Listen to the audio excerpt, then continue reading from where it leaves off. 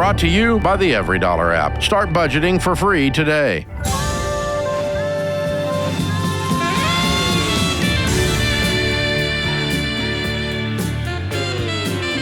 Normal is broke and common sense is weird, so we're here to help you transform your life.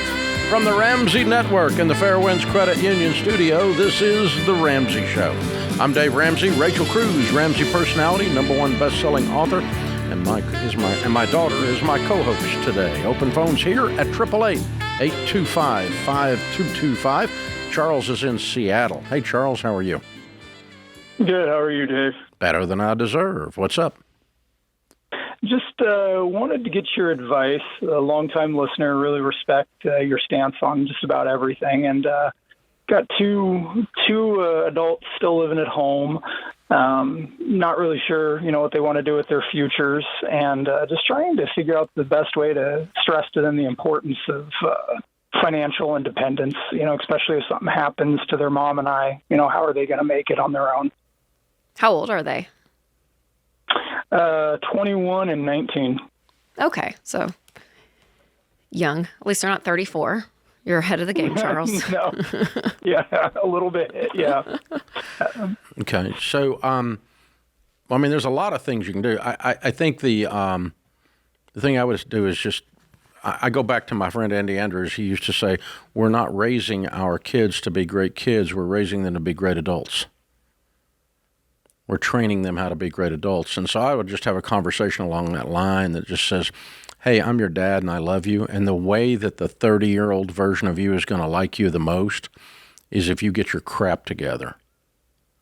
And so I'm going to help you by doing a couple things. One is I'm your biggest cheerleader because I love you and I want you to win. Number two, you're going to develop a set of goals that has you as a standalone household living not here within a few years. And if that involves you going to school, we can help you with that. If it involves you getting a certification in a trade, we can help you with that. You're welcome to live here for a period of time as long as you behave by our rules while you do that. But we're going to set a target of what you want to do with your life. And how long is it going to take to hit that target? And at that point, you're leaving. And just like that? Yeah, and just so let's sit down and work that out. And you get to help me. You get to decide. If you're 19 and you want to do 2 years or 3 years of school or 4 years of school, we can talk about that. That's not the end of the world. As long as you're living by the value system of this household. But I just want you to have a target, hon, because living in your mother's basement at 34, A, is not going to happen, and B, is not good for you. Yeah, and I wouldn't make it either feel that they have to figure out their whole life. No, just the next step. Yeah, right. So what is something that you want to do that right you can now make a living? Yes. Meaning you can live somewhere else. That's what make a living means. So what you going to do with this next stage of your life? Not your whole life, but the next stage. What do you want to do? Set a goal. Have something you're aiming at. Are either one of them doing any education? No, not right now. Just working. Okay. And so they're just comfortable. Yes, that's a great word, Dave. Yeah. Yes. And they're not bad kids. You're otherwise you'd have been throwing them out anyway. Yeah. Yeah. Yes, sir. You just don't want them to be, in their mother's basement when they're 34, and that's a good dad. Okay, so the always thing I think about is this. I always think about the picture of the eagle. The eagle builds its nest out of the most grotesque 6-inch long thorn bushes. The thorns are 6 inches long, and then it meticulously fills the nest full of down to where the baby eagles, when they're born, do not feel a single point off of the thorns. As the baby eagles are born and start to mature, the mother eagle systematically begins to remove the down from the nest a little at a time. Is this true? This is true. This goes well with your analogy. A little at a time to make them uncomfortable, to the point that there is a point and that they don't want to stay because it's a nest of thorns. And they stand on the edge and they put their little wings out and they fall off the edge of the nest for hundreds of feet before they finally soar. but they would never soar as long as the nest is comfortable. That makes sense. And that's an act of love. Yeah. And to make it uncomfortable, Charles, could just be an end date and to be like, hey, 9 months from today or whatever, we're going to have to make a plan for you guys to. Yeah, I think it depends on the kid. It depends on their earning ability. It depends on what the plan is. Mm-hmm. If the plan involves some education and you want to let them stay there while they're going to school or something to make it affordable, yeah, that might be okay. Yeah, but making it uncomfortable doesn't mean you have to start being overly No, we're not controlling. being a jerk. Yeah. Not being a jerk, but you're just reminding you that this is not how life works. Yep. And we're all going to come into agreement on that. And your wife aligned on this, Charles? Is she going to go along with this? Yeah, I think we just both want to do what's best for them without being brash. Or, you don't have to be mean or rude, but it's just this is the way it is. People grow up and they leave, and so we want to help you do that. And that's our last act of parenting, because then I'll just be the parent of adults, which is the most difficult stage of parenting, by the way, because you can no longer tell them what to do. Now I just have to go. Now I just have to go along with whatever Rachel thinks she needs to do. So just look at me and smile. I'm just saying that's great. Yeah, but nothing's on fire, Charles. Again, they're 19 and 21. I mean, I know it could be a 2-year plan, a 3-year plan. Yeah. It could be a 6-month plan. Nothing is on fire, and again, I think the end game of what's good for them. But you start those conversations exactly, and a system in place to help them get there. Yeah, but the rent that you pay if you want to stay here, 10 minutes more as you start developing a plan that we all agree to. That's your rent. And you will develop that plan or your rent you're going to be in default on your rent payment, and that means you're going to have to move for sure. So you're going to develop a plan with an exit date because I love you. That's simple. And that's tough love. Oh, God, I'm so tired of that phrase. It is not tough love. That is just love. Yeah. Is the mother eagle being tough when she makes those thorns exposed? No, because that eagle's sitting in that nest. For survival. Exactly. Yes. It can't stay. Yeah. 4 adult eagles can't stay in a nest. I mean, come on. Hello. And now turkeys can do that. Just flop around. An eagle that fails to fly is called a turkey. That's the way this works. So, yeah. That's a great question, Charles. I appreciate your heart. Yeah, and we don't recommend being rude or mean or nasty or something like that. Some cultures are more abrupt about this than other cultures. Or the opposite. They're very much more, I mean, you can be anywhere on the spectrum. You could be all the way over on one side of the spectrum, all the way over on the other. Yeah. Some cultures are more abrupt, some are not. Some of them live together their whole lives. Mm-hmm. So, but in a Anglo-Saxon North American culture, this is our normal way of operating, and it's the normal way of functioning in this economy and functioning. And it's good for them. When there's a 24, 25-year-old living on their own, paying their bills, all of it, you are more productive. There's a sense of there's a confidence there. Yep. That you're on your own. That's a good thing.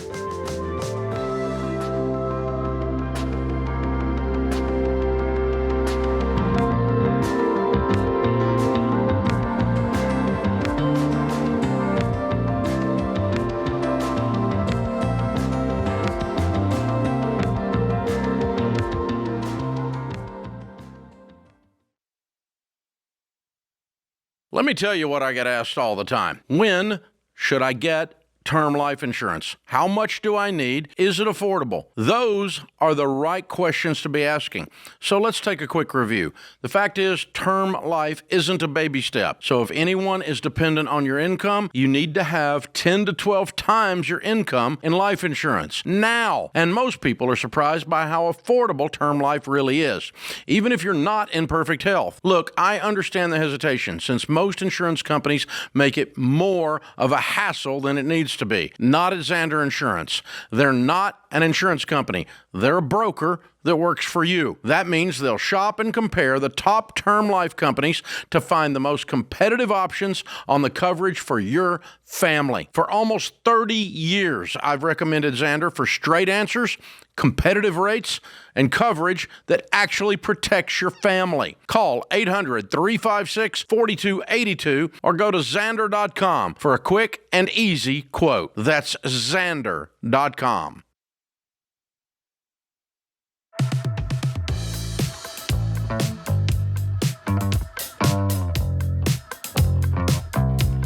Jeb is with us in Columbia, South Carolina. Hi, Jeb. How are you? I'm doing good. How about y'all? Better than I deserve. What's up? So I'm just starting to get into the Dave Ramsey stuff, and I'm starting to do my baby step because I'm getting married in November. I'm starting the baby steps. Oh, congratulations. Thank you. My question is, is a high yield savings better than a money market account, or because I'm trying to get it where, like, my daddy has worked his whole life.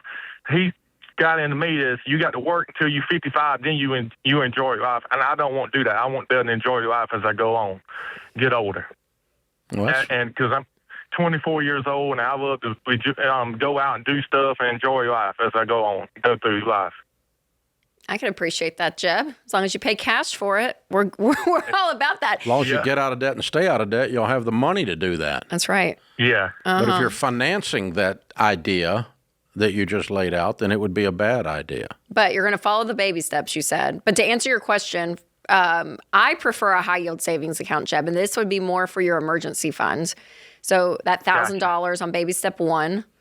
And then once you are debt free, all of your consumer debt is paid off, then you bump that up to 3 to 6 months of expenses. So we have a high yield savings account. At Fairwinds Credit Union. Yeah, at Fairwinds. And and I like it because you usually can get a higher rate of return slightly, not significant, but it's there.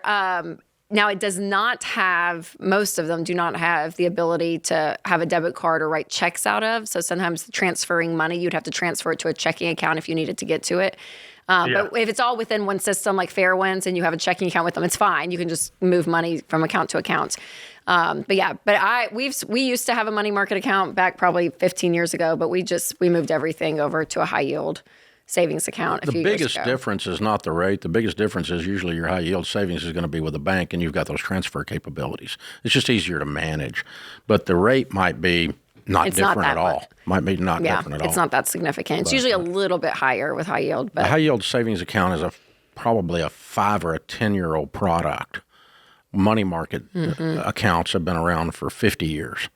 And so, when we first started teaching this stuff, we're like, don't put it in a stupid 1% or 0.5% savings account, passbook savings, they call it, at your bank. Don't do that. And don't put it in a CD because you get penalties if you withdraw it because your engine blew on your car. So use a money market account. And at that time, banks were starting to open these accounts. They called money market accounts, but they were kind of mirroring the actual money markets is what they were doing. Most of those have been rebranded to high yield savings accounts now. And so it's basically CD rates that are fully accessible.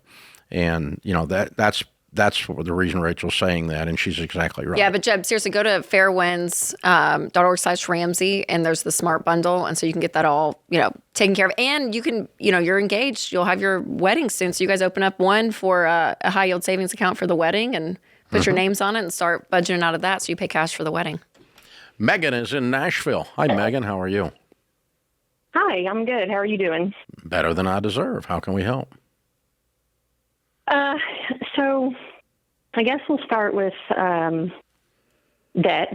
Obviously, that's why I'm calling. I'm 50 years old. I've been going through a divorce for about 4 years now. It was finalized 2 years ago, but I'm still kind of knee-deep in it with financial stuff. Why are you still deep in it after it's finalized? Because basically in the decree, I was to refinance or sell the house. I tried to assume the loan twice. We have a VA loan at 2.25% that's in his name only. You can't. He would not allow me to do that. Well, they won't allow you to do that. Right. Loans are not assumable. Right.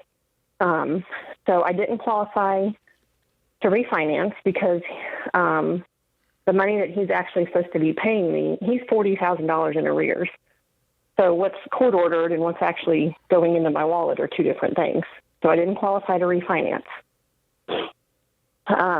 So here we are, a year and a half later. I'm still in the house trying to figure out, like, if we leave this house, I don't know where me and the kids are going to go. How many kids have you got? I have 3. They're 13, 17, and 20. Mm-hmm. And what's the house worth? Well, without the problems, probably $500,000. What problems? With the $70,000 in foundation work. Who said? That's the main problem. Who said? I've had there's cracks all over the house. I've had an inspection report. I've had a structural engineer come out. I've had an appraisal who, my appraisal was about $120,000 less than his appraisal because they didn't take into account the fix on the house. So if it does have to be sold, it's either going to have to be sold as is. Okay, so $500, but minus problems. Okay, and then what's owed against it? Maybe $220. Okay. You're not going to like me. You're not going to like me. Are you ready? I'm ready. Sell the stupid house. Yeah. This house has problem, and you're trying to, because you're a good mom, you're trying to minimize the pain of the divorce by letting the kids stay in their neighborhood and in their schools.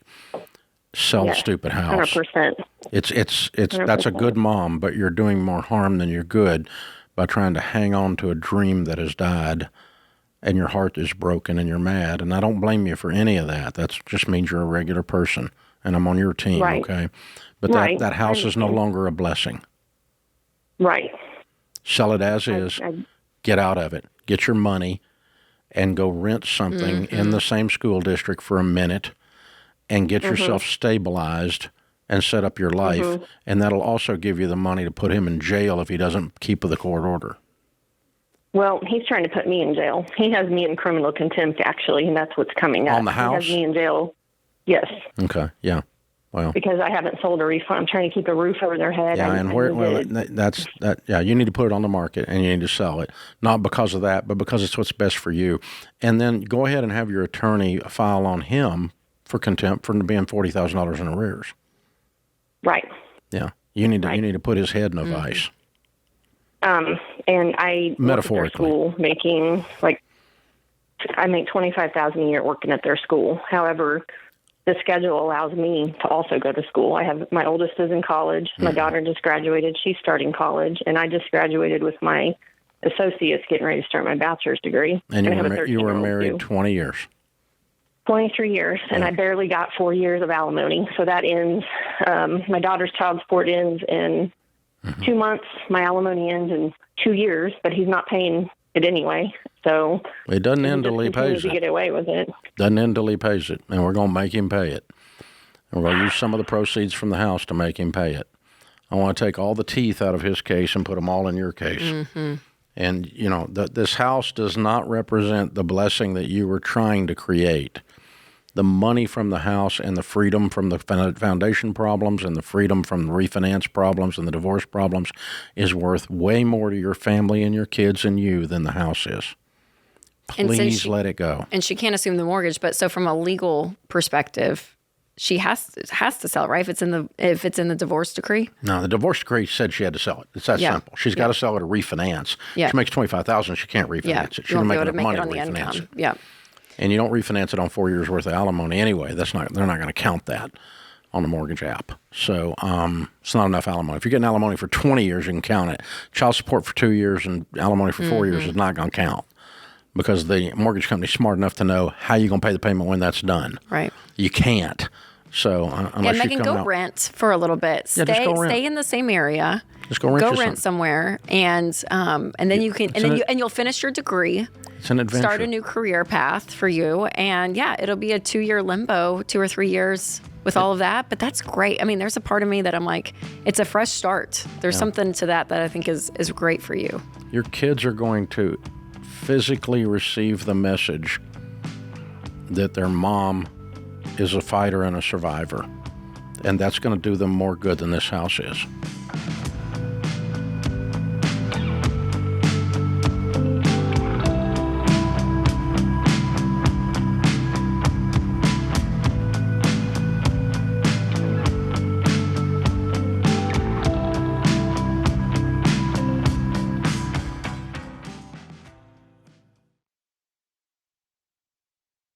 If you run a business, you already know this. Bad information leads to bad decisions. And right now, AI is everywhere. But AI is only as good as the data behind it. The best AI is built on the best data. That's why I recommend NetSuite. NetSuite is the #1 AI cloud ERP, and more than 43,000 businesses run on it, including us here at Ramsey Solutions. Their AI isn't bolted on, it's built in. And it connects everything that runs your business. Accounting, inventory, customer data, all in one place. Because when your numbers are connected, AI actually works like it's supposed to. NetSuite's AI helps flag cash flow problems, spot inventory issues, close your books faster, and cut down on manual reporting. If your revenue is at least 7 figures, go to netsuite.com/Ramsey for a free product tour. That's netsuite.com/Ramsey.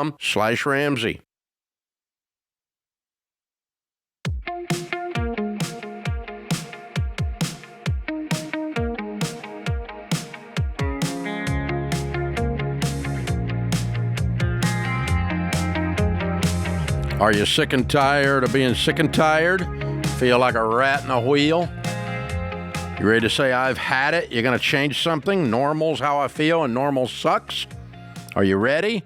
Well, you don't have to live that way. Our Every Dollar Budget app helps you find extra money every month and helps you build a personalized plan to get out of debt and build wealth. You want to live like no one else so later you can live like no one else? We'll hold your hand and show you how in this app.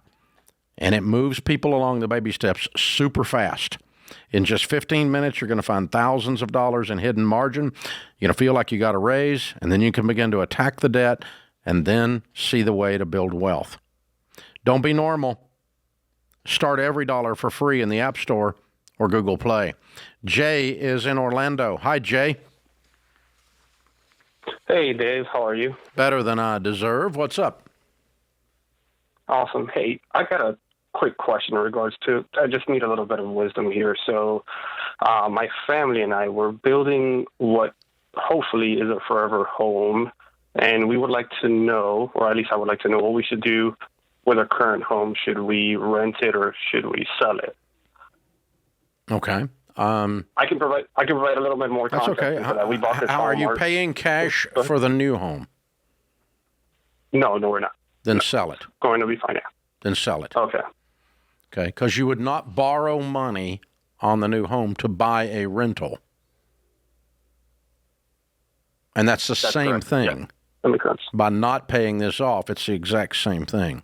How much is the new house going to be, Jay? It's going to be about $400,000, and we pay about $1,200 a month for our current home. It's about $160,000 that we have left on it. Yeah, and the new home is worth what? Or the old home is worth what? $400,000. Oh, what like about the new home? What's it? How much is the new home? The new home is $400,000. Oh, how much is the old home worth? Right now, $350,000. About $350,000. Okay, you're not exactly moving up a lot. Yeah, I mean, I make a decent income. We're expecting our third child, so we're trying to get extra room. Our current home is 1,300 I said you're not moving up a lot. You're moving up $50,000 in value.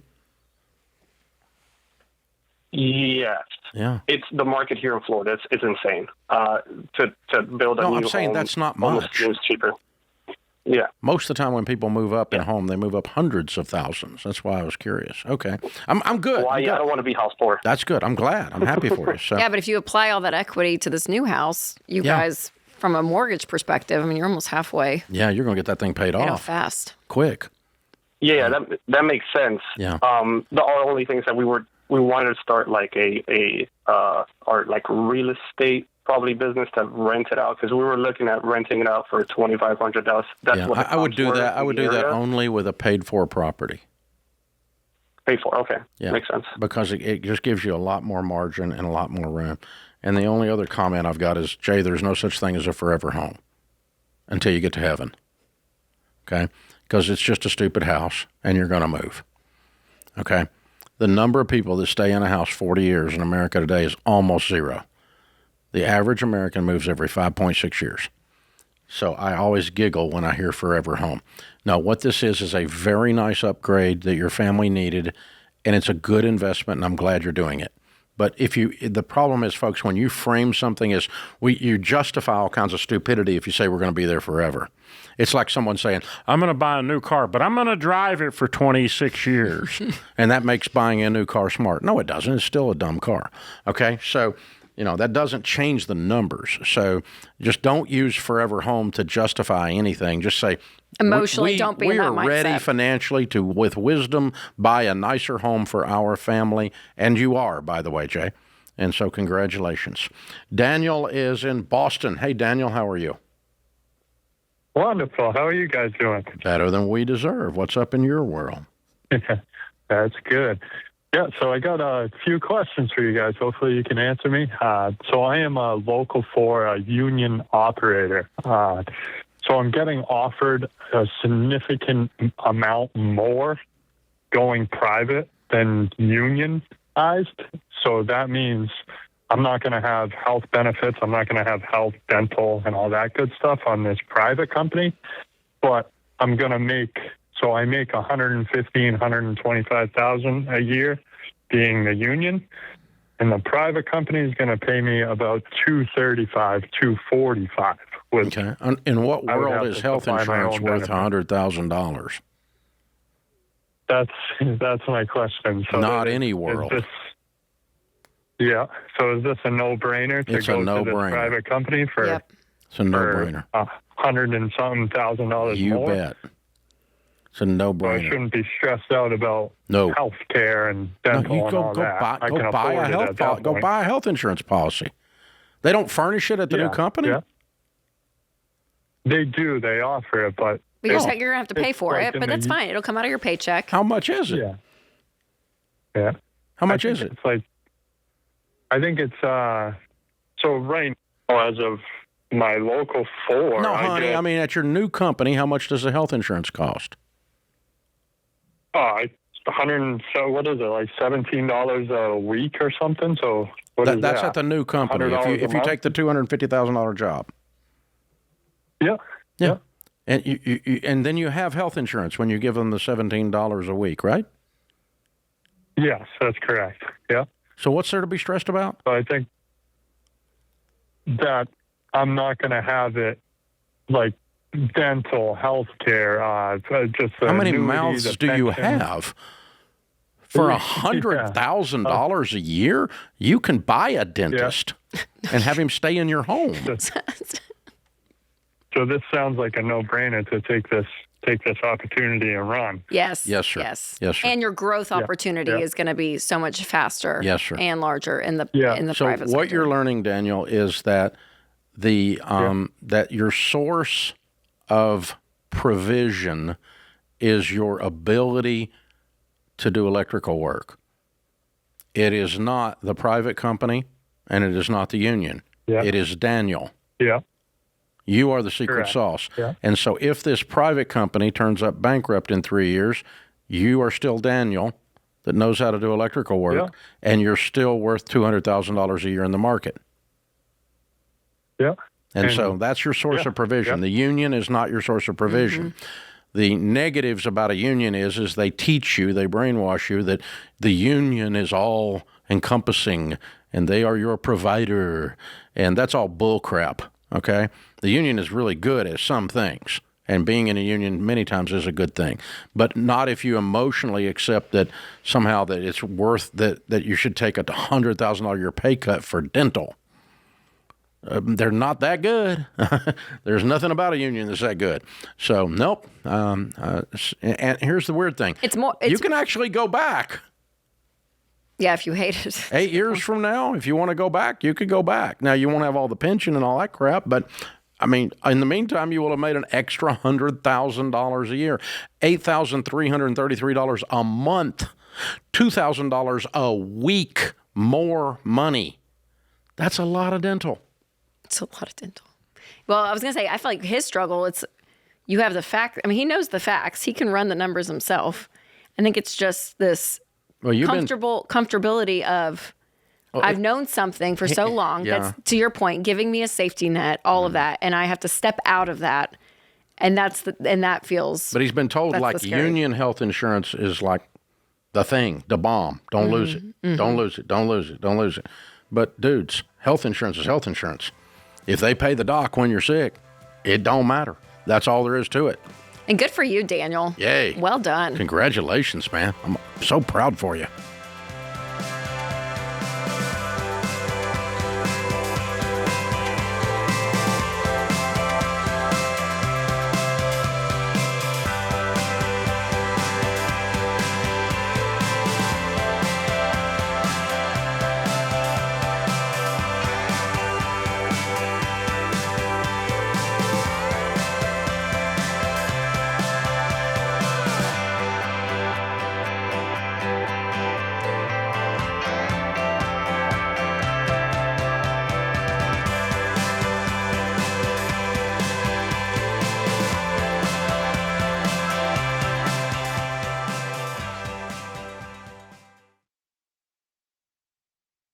If you're waiting for the perfect interest rate before you buy a home or refinance, that moment may never come.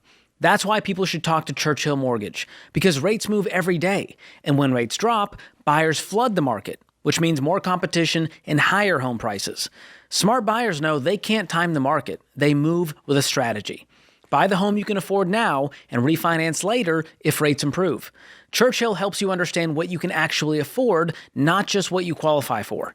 And with their certified homebuyer program, you can get fully underwritten before you shop, so you can make moves faster and make stronger offers. And right now, Churchill has a special offer only for the Ramsey audience. Go to churchillmortgage.com/Ramsey offer to learn more. That's a special website. Remember this, churchillmortgage.com/Ramsey offer. This is a paid advertisement. The Churchill Certified Homebuyer Program is available for qualifying borrowers and select loan types only. NMLS ID 1591, NMLSConsumerAccess.org, Equal Housing Lender, 1749 Mallory Lane, Suite 100, Brentwood, Tennessee, 37027.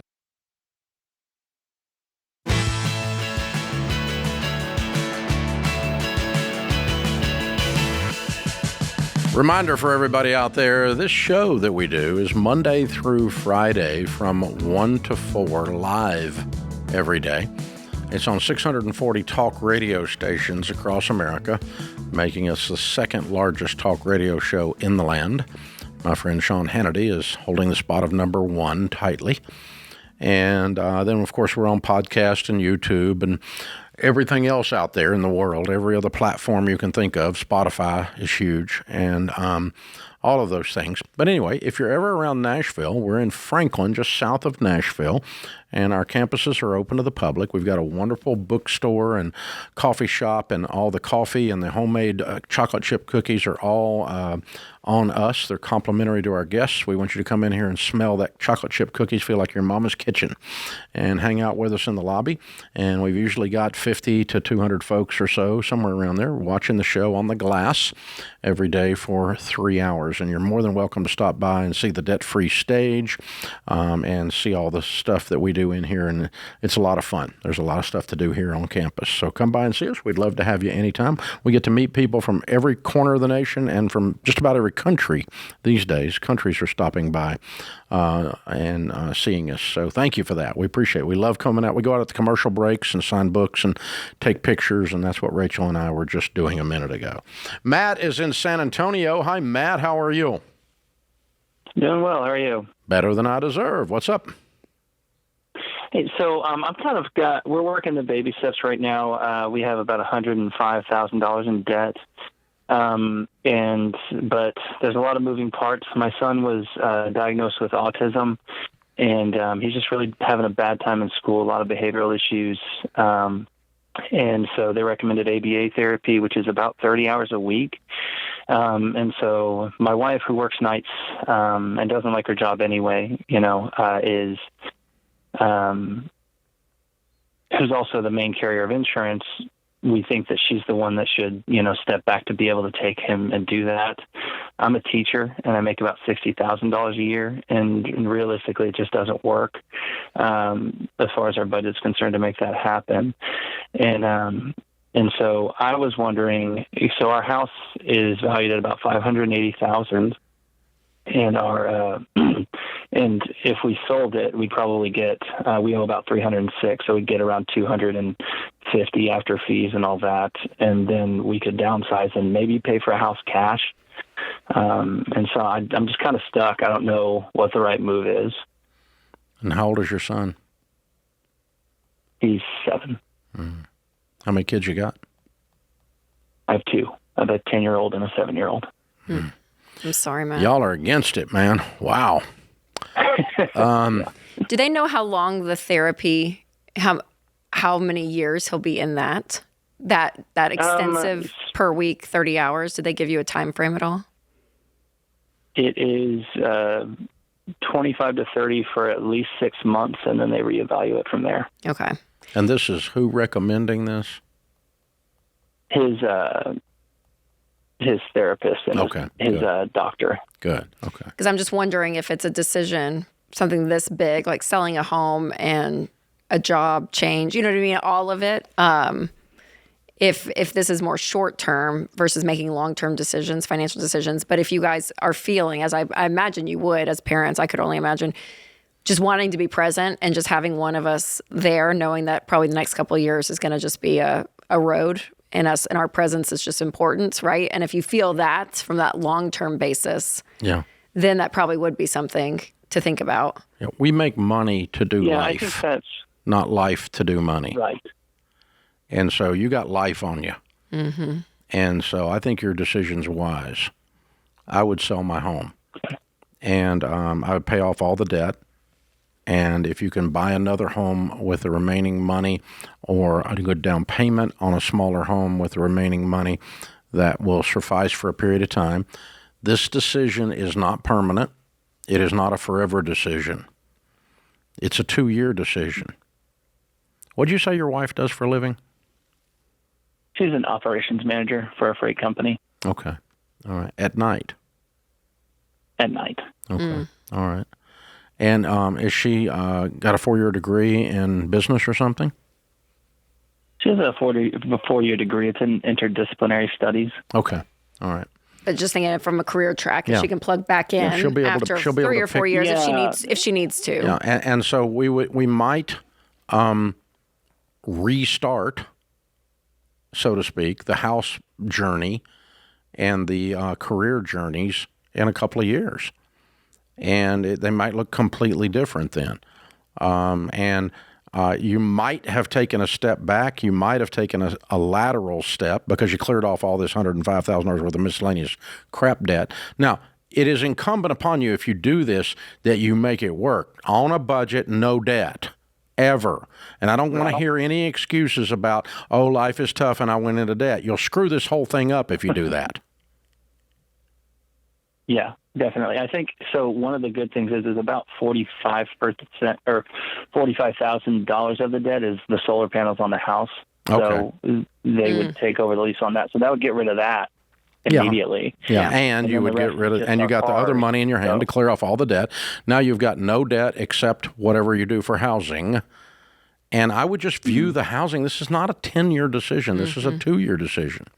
And it's perfectly okay to rent for a short period of time, like 2 years or 3 years, while you're figuring out what life's going to look like.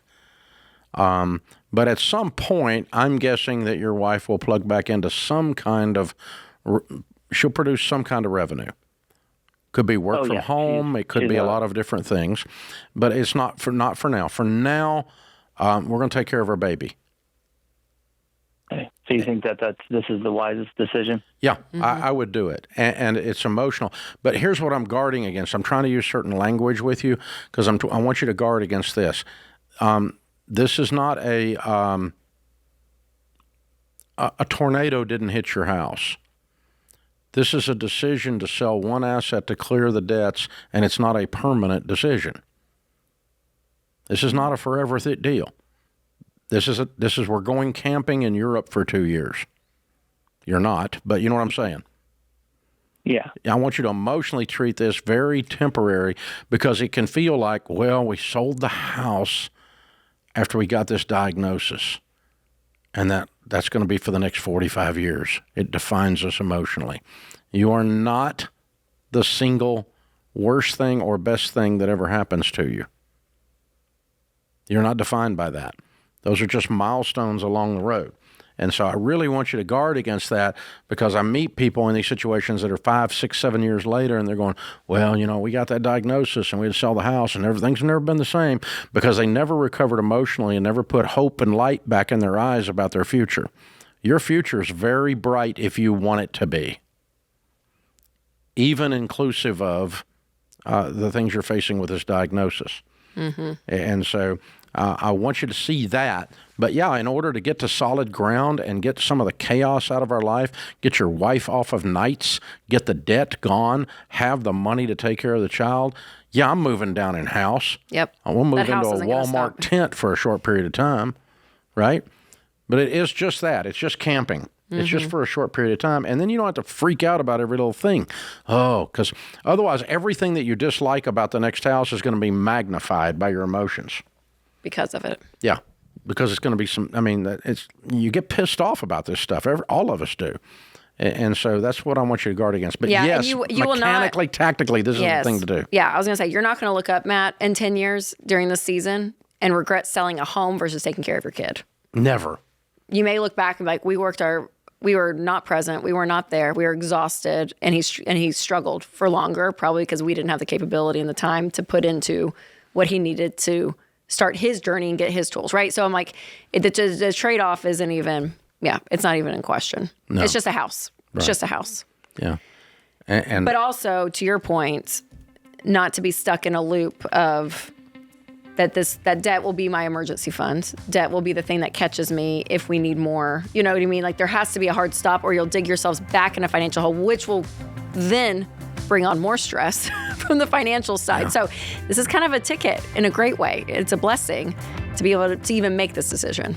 Yeah, I meet people who are facing stuff like this on the air here who have used it to rationalize really dumb decisions. You're doing quite the opposite.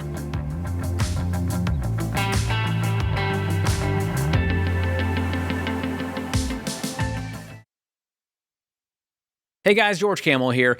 If you run a business, your phone is basically your cash register, and every missed call is money you didn't know you lost.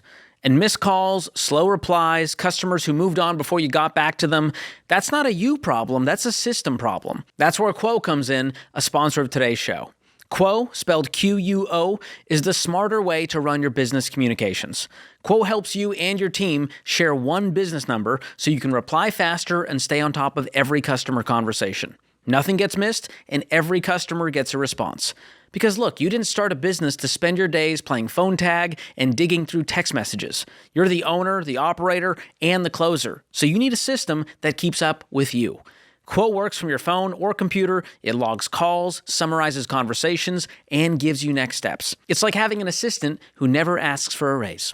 So try Quo free, plus get 20% off your first 6 months at quo.com/Ramsey. That's QUO.com/Ramsey. Always say hello with Quo.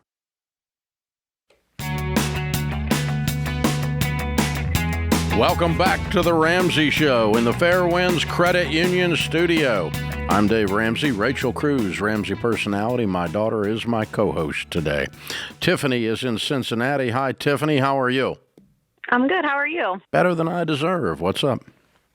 Hey, I was calling to ask, my son, he's 11 years old, came across a baseball card that he's thinking might be worth some money, and his first thought was that he would want to sell it and invest, and I don't know where to start with that and how to help him. So well, that's if fun. you can help me out. Yeah. What's the card going to be worth? Well, he saw the same card sell for $4,000 online. Whether or not his gets sold for the same amount, we're not sure. But that's what he's hoping or looking at right now. He was buying packs and it just showed up in one of the packs? Yeah, he bought an old box from an antique store, actually, and found this card in it. Yeah. This kid is fun. I like it. He's a blast, yeah. Yeah, okay. Well, Rachel and I wrote a book, and we'll send you a copy of it, it was her first bestseller, called Smart Money, Smart Kids. And in that book, we tell people to teach their kids to do 4 things. One is to work, and this is his work for the purposes of this discussion. He's very entrepreneurial. I love him. And 2 is to save, 3 is to give, and 4 is to enjoy. And all people should learn to do those 4 things with money: work, give, save, and spend wisely. Okay? Okay. And so we would tell you to break this up however you guys want across those things. In other words, I would not invest it all. I would give some of it. I would enjoy some of it. He's 11. It's not going to change his life one way or the other. It's not $4 million. It's $4,000. And so the lessons he gets from it will be more valuable than the actual money. Okay. All right. Great. Thank you. And break it down that way. Now, if you want to invest more than $1,000, you could sit down with a SmartVestor Pro, and there's some mutual funds that will allow you to open an account for $1,000 or less. I probably would, or more. I probably would not do that. But if you want to, you can. And here's the reason I wouldn't. The only reason to do it is not the investment. It's to let him have the lesson of how mutual funds work, have the experience of sitting down with an investment professional, because this kid's kind of got it on the ball. This is a sharp kid. And Thank you. He's the kind of kid that would enjoy sitting with an adult Dave, teaching him. He just bought some baseball cards, and No, Dave's like, he loved. No, I'm just telling you, to look at some Excel sheets and investment. He's in an antique store digging through this. No, I bet he's great, Tiffany. I'm giving him a hard time. No, he keeps on top of our envelope system with me, and he's pretty on it. He's into this kind of thing. He knows. So. Well, you know what's great? I have a nephew on my husband's side of the family. We were actually just talking about this the other day, because even from an app perspective, looking at the S&P 500 and putting some money and watching it go up and down, and you're watching the whole correlation, I think is so good to learn around his age.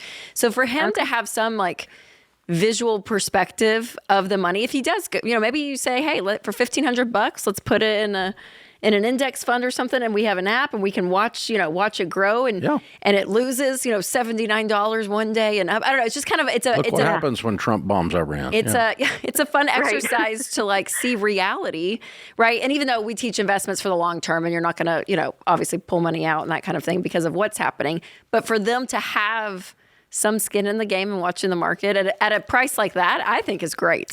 But it's all about the lesson. It's not about $1,500 is going to make him $8 million when he's 65. Right. It actually might, but it probably won't. Okay. That's not the reason. No, but that's some really good thoughts. That's a lot of parenting going on here, and she's a great mom. Hang on. We're going to send you a copy of that. The other thing that popped into my head, what we did was 2 things about those subjects. One is we had your college funds in mutual funds. And so it wasn't your skin in the game, it was ours. Mm-hmm. But by the time you were that age, we would get out and show, okay, you have this many shares, and it's worth this much a share. And if you multiply those 2 numbers, you have the actual value of that mutual fund. And so I've got 100 shares at $100, that's $1,000. That's $10,000 worth. Okay, so you start to look at that and go, okay, $124 a share, and you start to, like you said, they get the lesson and see it. Yeah. And then the next month we would get the paper statement in those days, and we would open it again and show you guys again. This is the college fund. That had the benefit of showing you how a mutual fund works, but also we brainwashed you and said it's your college fund, and so you just assumed you were going to college. So that was a good thing. We didn't have to have a discussion about that. You just always thought you were going, and so you went. It was amazing. And the second thing was we actually did not take any of your all's money and invest it in anything. Instead, you guys had to buy your own car. Mm-hmm. And so you had your miscellaneous birthday money, children's savings account at the bank. Yep. If you worked a little bit and babysat, you put some money in. If you got to hit the lottery on a baseball card, you put some of that money in. Mm-hmm. And we had 401 Dave. We matched whatever you saved up to buy your first car. And so, if I remember, you saved about $6,000 and $8,000. We got a $16,000 car. Yes. A $16,000 car in those days was not a bad car at all. No. It was a great car. You got a nice little BMW. Lasted me through most of college. Yeah. Little 323 BMW, and it was a great little car. And so, but that money in Tiffany's question, if it was at the Ramsey house, yes. it would have gone in the car fund. Yes. There would not been mutual funds. No. Wouldn't have done any of that. No. But we had other ways we were teaching you the to market. show it and to feel it. Yes. None of those are wrong answers. That's right. They're That's just right. some of the answers. Yeah. And I have an 11-year-old, and she's working some this summer. And we just opened, it was probably 2 weeks ago, with Fairwinds. You can get up to 10 high-yield savings accounts, so under ours. So we opened up another one. I put a little seed money in just to kind of like, hey, let's just make it a little fun. And then, and we're paying her. She's done some babysitting. She's done a couple of things. She'll come here every now and then to help out. And we do. And I show her as we transfer money into that savings account. But we're talking about the card now, and she's 11. Mm-hmm. Mm-hmm. But I'm like, girl, you got, I mean, and if you want one at 15 with your permit to practice, you got 4 years to save. And so that jumpstart Tiffany for his car, honestly, that could be it's a nice jumpstart. Yeah, not bad at all. Put some of it there. Yeah. And so moral of the story is when they're 11, the Ramseys, we send them to the salt mines. And we crack the whip on them. Child labor laws. They have to go to work. We bring them to Ramsey, and we work them like dogs. No. Not. No. It's a great environment. Everyone's been so kind. She's here today, helping out, doing some work. It's good. It's good. Yeah. But yeah, and that's what I mean. This young guy, his initiative to go to the antique store to scratch around, and his hobby is something he's passionate about, and digs out this card. And legitimately can get some great money doing that. And then thinks he's got a $4,000 hit. That's awesomeness. Awesome. It'll also make him go do it again. Yes. And again and again and again, especially if you get to enjoy some of it and have the joy of giving some of it. Mm-hmm. And so give some away. Always give some away. Money's not much good if you keep it all.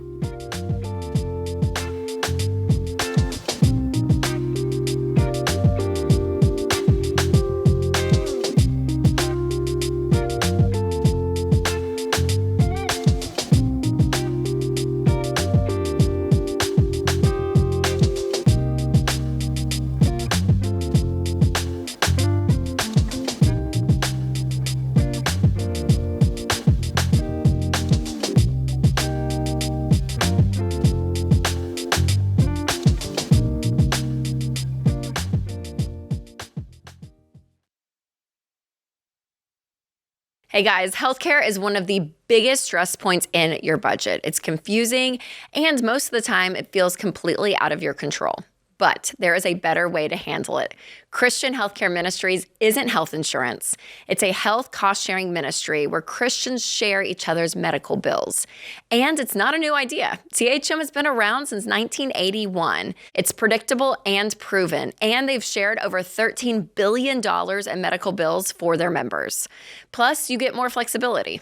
There are no network restrictions, and you don't have to wait for open enrollment. Now, let's talk about how CHM helps your budget, because programs start at just $115 a month, and many families save hundreds of dollars a month compared to traditional options.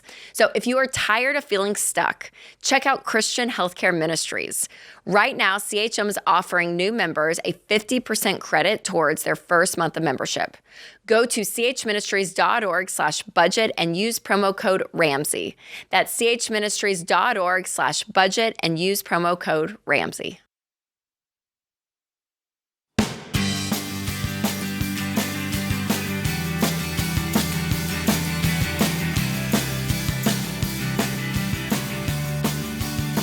Hattie is in Denver. Hi, Hattie. How are you? I'm good, thank God. How are you? Better than I deserve. What's up? My husband and I are wondering if there's ever a reason to take out a business loan if you feel that it would be paid back by the business in a succinct amount of time. We've fully paid for, like, we're debt free, and we're working on paying off our house. Good. And I run a small niche religious home daycare, and it's the only one of its kind in the state that's Montessori. And I can only take 4 children for legal reasons. But if we were able to do construction and finish to code all the issues, I'd be able to take up to 12 children, which could be conservatively $8,000 a month and higher if I filled all those 12 spots. Mm-hmm. I currently have a wait list with 9 kids on it. Mm-hmm. And so we're just wondering if we took out the construction cost, is $25,000 to $30,000. So if we took out a loan for that could be paid off within 3 to 6 months, would that make sense for us? Mm-hmm. I don't borrow money, and I don't teach people to borrow money, especially in business, because it represents risk. The way you've outlined this makes it sound very, very reasonable, but you've only outlined it if it works. You didn't outline it if it doesn't work. If the contractor's a crook and it gets delayed 8 months and it takes forever, if you get ripped off, if you get sick, if one of the kids gets sick and you get sued, you haven't thought about any of the things that happen to all of us in business every day. There's 3 rules of business. One is it takes twice as long as you think it's going to, it costs twice as much as you think it's going to, and you're not the exception. Those are the 3 rules. And they happen to me, they happen to you, they happen to anybody that's in business. And so, it could unfold the way you designed it, but I doubt it will. Not because I'm a pessimist, not because I'm cynical, but because I've run a business for 35 years. And it never works exactly like I freaking think it's going to work, ever. And so I have a great idea in the shower every morning, and most of my ideas suck. By the time I get them to market, I lose money on 90% of them. But I've made really good money on the other 10%. So it's all worked out. I want you to grow your business. I love your business. I like what you're doing. I think all of that's good. I just don't want you to put it in jeopardy for $25,000. How much savings do y'all have? We have about $25,000 in savings, which is our 3 to 6 months of expenses. Mm-hmm. But for your my husband household, was very nervous not business, to use that. Yeah, that's what I'm saying. And what is your household income now? So we make about $9,700 a month. Mm-hmm. I took on a weekend job to try to make some more money that it brings in an extra $1,000 a month. Good. That we've started to save for the construction. And what does it take to operate your household? We're pretty close. We do send our kids to private school, a religious private school, and we don't want to cut the money there. What does it take to operate your household? Yeah, we're about $9,500. Why? What's your house payment? So I said the private school fees. Our mortgage is $3,100, which we don't think is so bad for our area.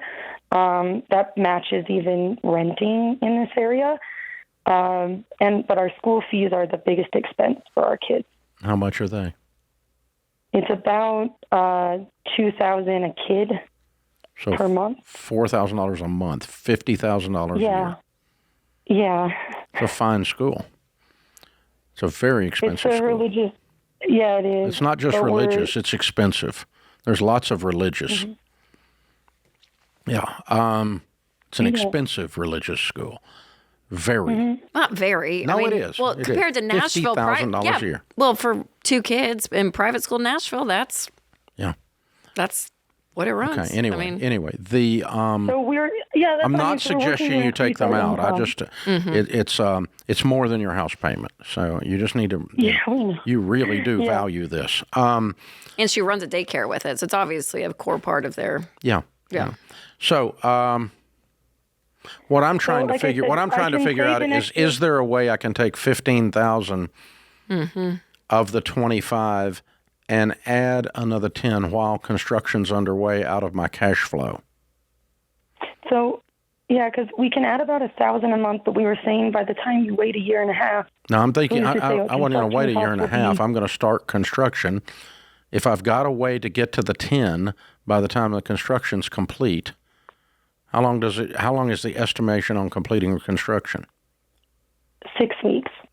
6 weeks. It's not a big project. It's silly things like a emergency escape window, flooring, drywall. It's like very How many basic. bids have you gotten on the construction? I got 3. Okay. So the lowest was closer to 25. The highest was closer to 40. So I'm averaging 30 based on what everybody's doing. I don't think 25 would be realistic because, as you said, it always costs more What than we you would think. do at the Ramsey house is we would use some of the emergency money down maybe to 10, maybe 15 of it, and we would find the other 15 very, very quickly by drastically cutting stuff in our monthly budget because we would want to do this. And we would not go out to eat. We would not go on vacation. We would sell some stuff that was laying around. We'd look up and go, I don't need that over there. I don't need that over there. And you're 7. Yeah, that's right. Okay. But I'm going to do anything I can to get my income up and my out go down and cash flow it and get this done. But no, I'm not going to tell you to borrow money. I'm going to beg you not to. You're going to make many more mistakes when you borrow money. And we coach about 10,000 small businesses through EntreLeadership.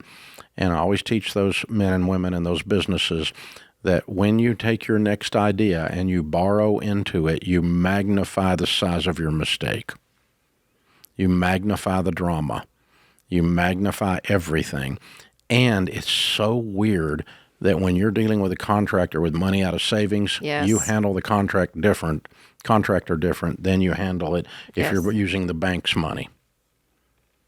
Because it's like real freaking money. It's very emotional. Mm-hmm. And so all of those are reasons to the borrower is slave to the lender. The flooring options are very different. When you're like, is it like $5 or $6 grand more? That's fine. With the loan perspective, it's like, okay, maybe we can this, that.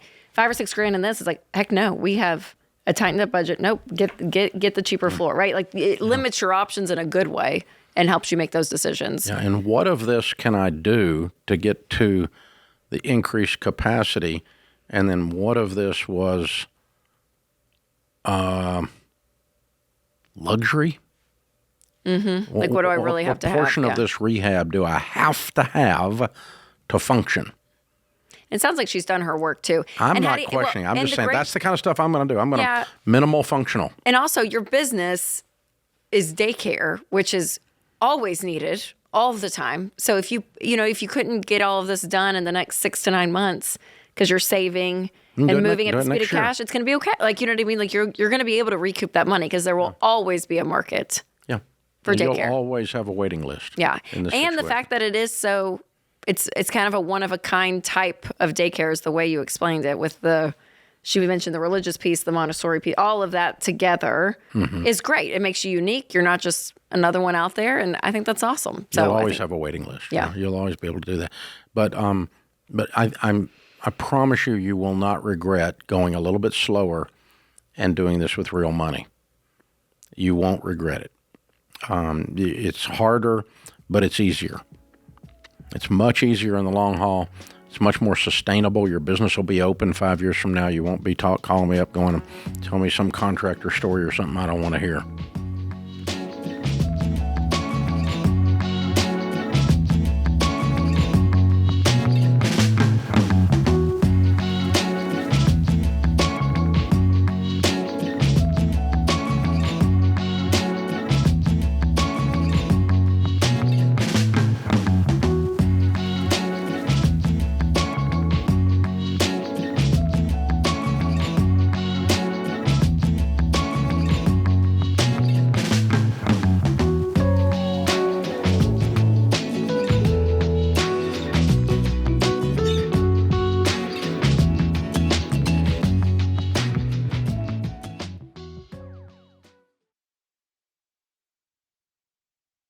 This show is sponsored by BetterHelp.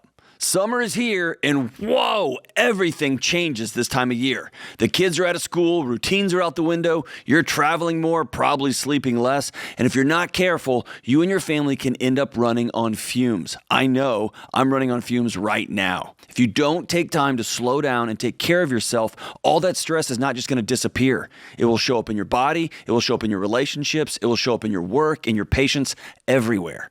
This is why I'm a big fan of BetterHelp. BetterHelp is an online therapy platform that matches you with a licensed therapist based on your goals and preferences. All of their therapists follow a strict code of conduct, and you can message yours or schedule sessions right in the app. And if it's not the right fit, you can switch therapists at any time for no extra cost. Listen, you don't have to carry everything all by yourself this summer. Go to BetterHelp.com/Ramsey to get 10% off. That's BetterHelp, HELP.com/Ramsey.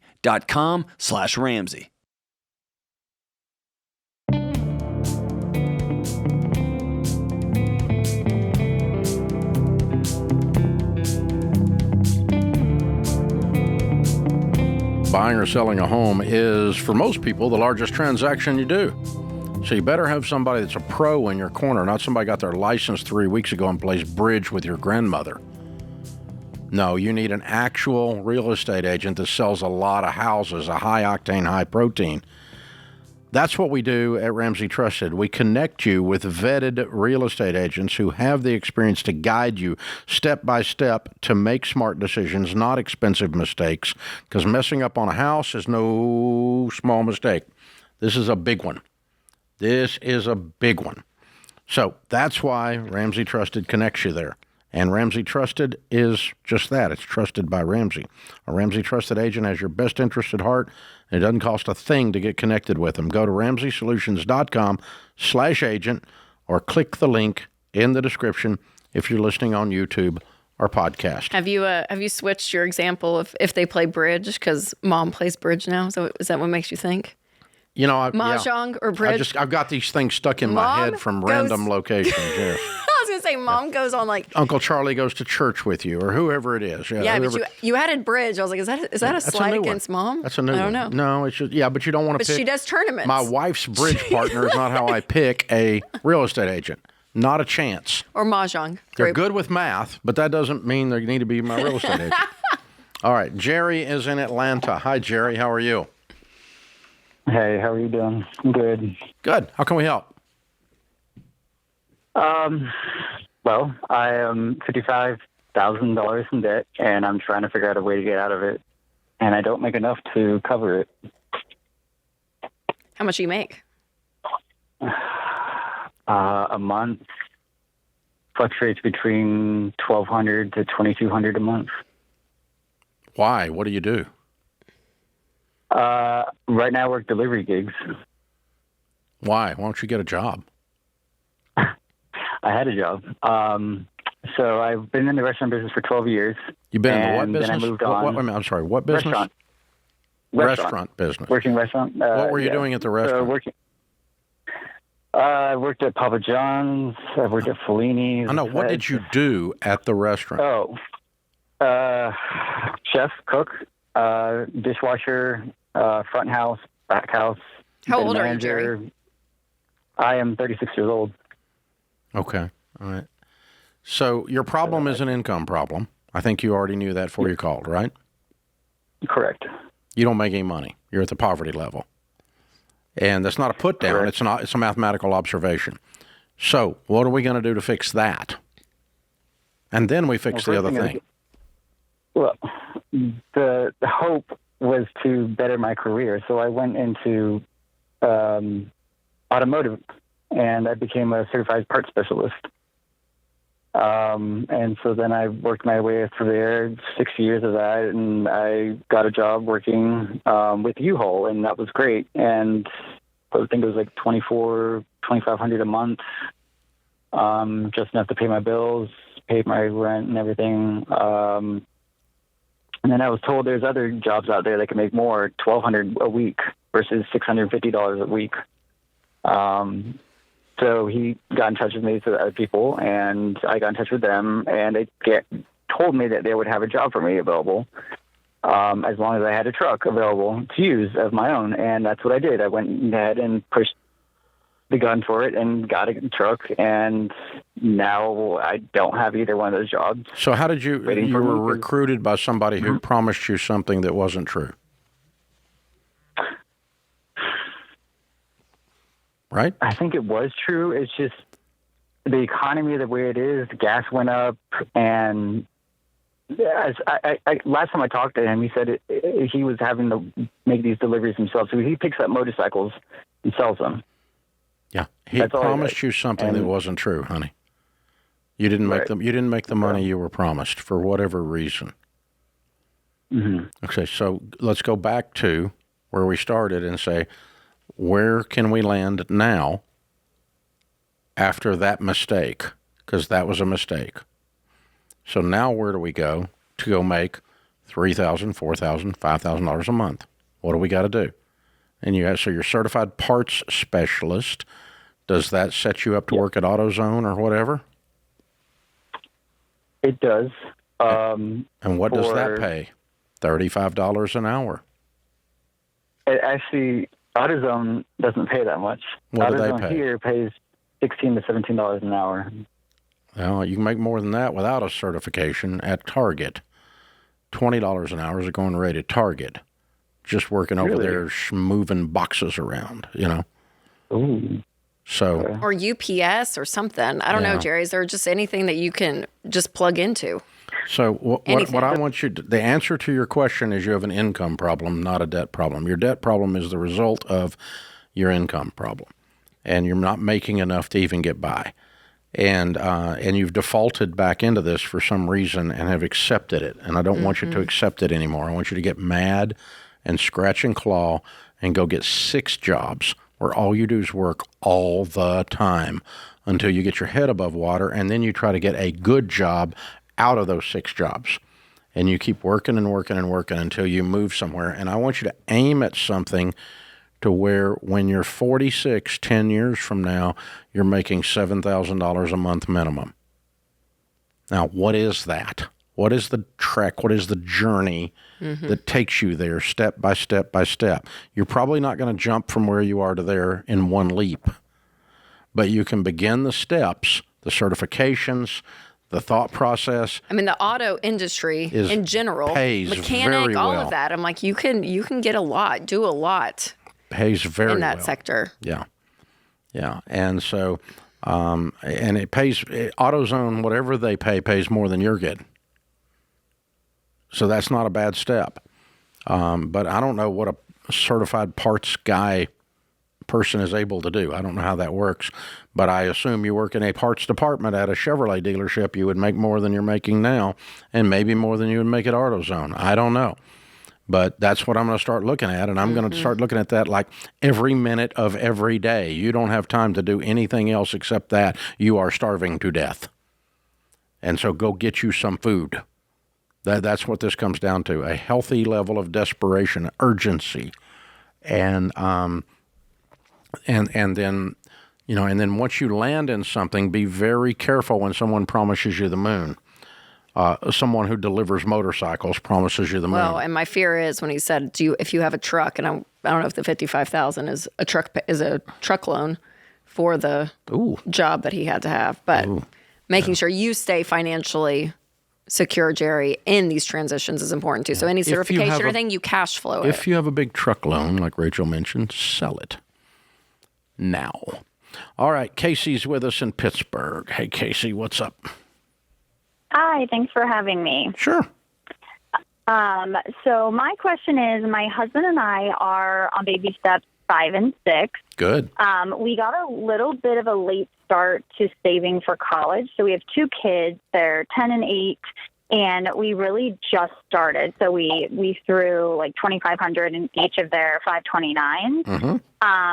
But we currently are paying an extra $500 a month on our mortgage, so we can drop it from 30 years to 20 years. So I just wanted to get your take on how much should we be really throwing all of our extra money at our kids' college to fund like a 4-year in-state tuition, or should we keep splitting it where we're putting an extra $500 on the house and then throwing everything extra at the kids' college. Have you guys mapped out tuition rates and what this $2,500 will be in 8 to 10 years? Yeah, so putting it into the calculator, essentially to get to pay for 4 years of in-state in Pennsylvania, we would have to put like $1,500 in for each of them per month, every single month. Yeah, which isn't going to be realistic. Just because of the late. Right. That's not realistic, no. That's right. So, yeah, I mean, what I would do is fund as much as you can with the reality of knowing you may slow down your house, paying it off fully just to get some more money in. But then also remember, scholarships, grants, working through college, cash flowing it maybe as they are in it as well are all the options. But and living at home and going to community college the first 2 years is an option too.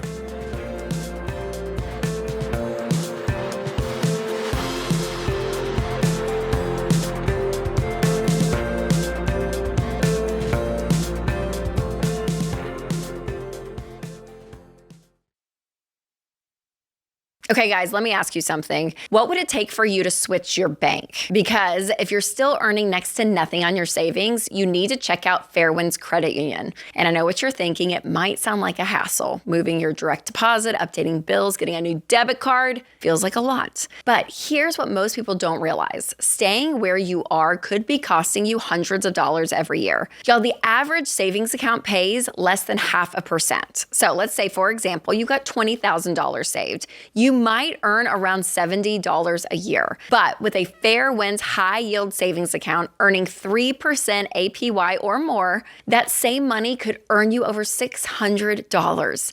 And that's real money that you can use towards the baby steps. So don't let temporary comfort keep you stuck.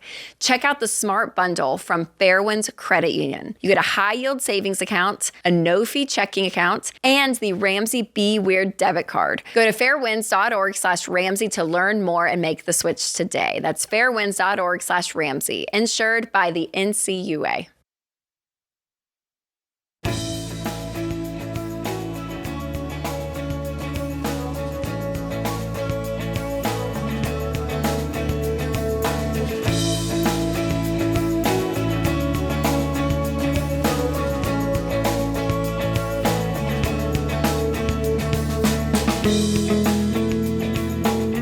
Jamie is with us in Indianapolis. Hi, Jamie. How are you? Good. How are you? Better than I deserve. What's up?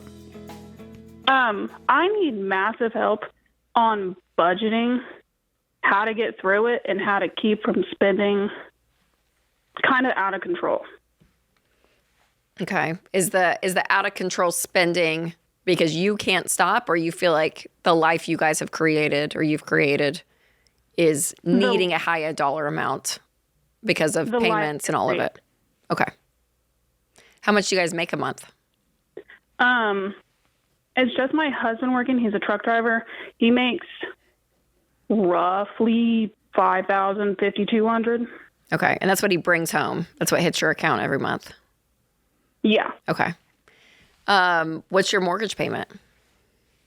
We don't own a house. We rent. Okay. I'm afraid to buy a house just yet. Okay. How much is your rent? $1,200. Okay. Yeah, that's reasonable. What kind of debt do you guys have? We have like 4 credit cards. We owe some stuff on like bills like we like didn't pay, so we have to pay those, and then we owe to like Verizon, then we have medical debt, and then I have student loans, and then a car. How much does it all add up to? Around $24,000. How much is the car? The car, it's $8,219, but it was from a couple years ago, so it's gotten repoed since then. Like, I haven't had it in a few years. So you don't have a car payment right now. But you're still paying it. No, after I started listening to you guys, I will not do a car payment. Okay. Ever again. So but you don't have a payment now. You have an $8,000 repo. All right. Yes. And okay, how much is your student loans? $7,100. Okay. All right. Are you paying payments on those? Or are they in default? Are they in default? They're in default. Probably like a month or two ago, I tried calling and going on the website, And the girl kept telling me I had to wait because it wasn't in their system yet. So they couldn't tell me if they could bring him out of default or I could start making payments. What bills are you behind? You made a comment that there's still bills. Oh, okay. So these are bills from other places we've lived.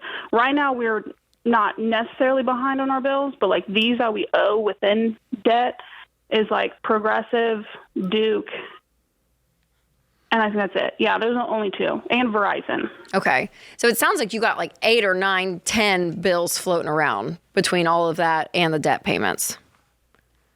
Yeah. Okay. How much a month is going to all of that?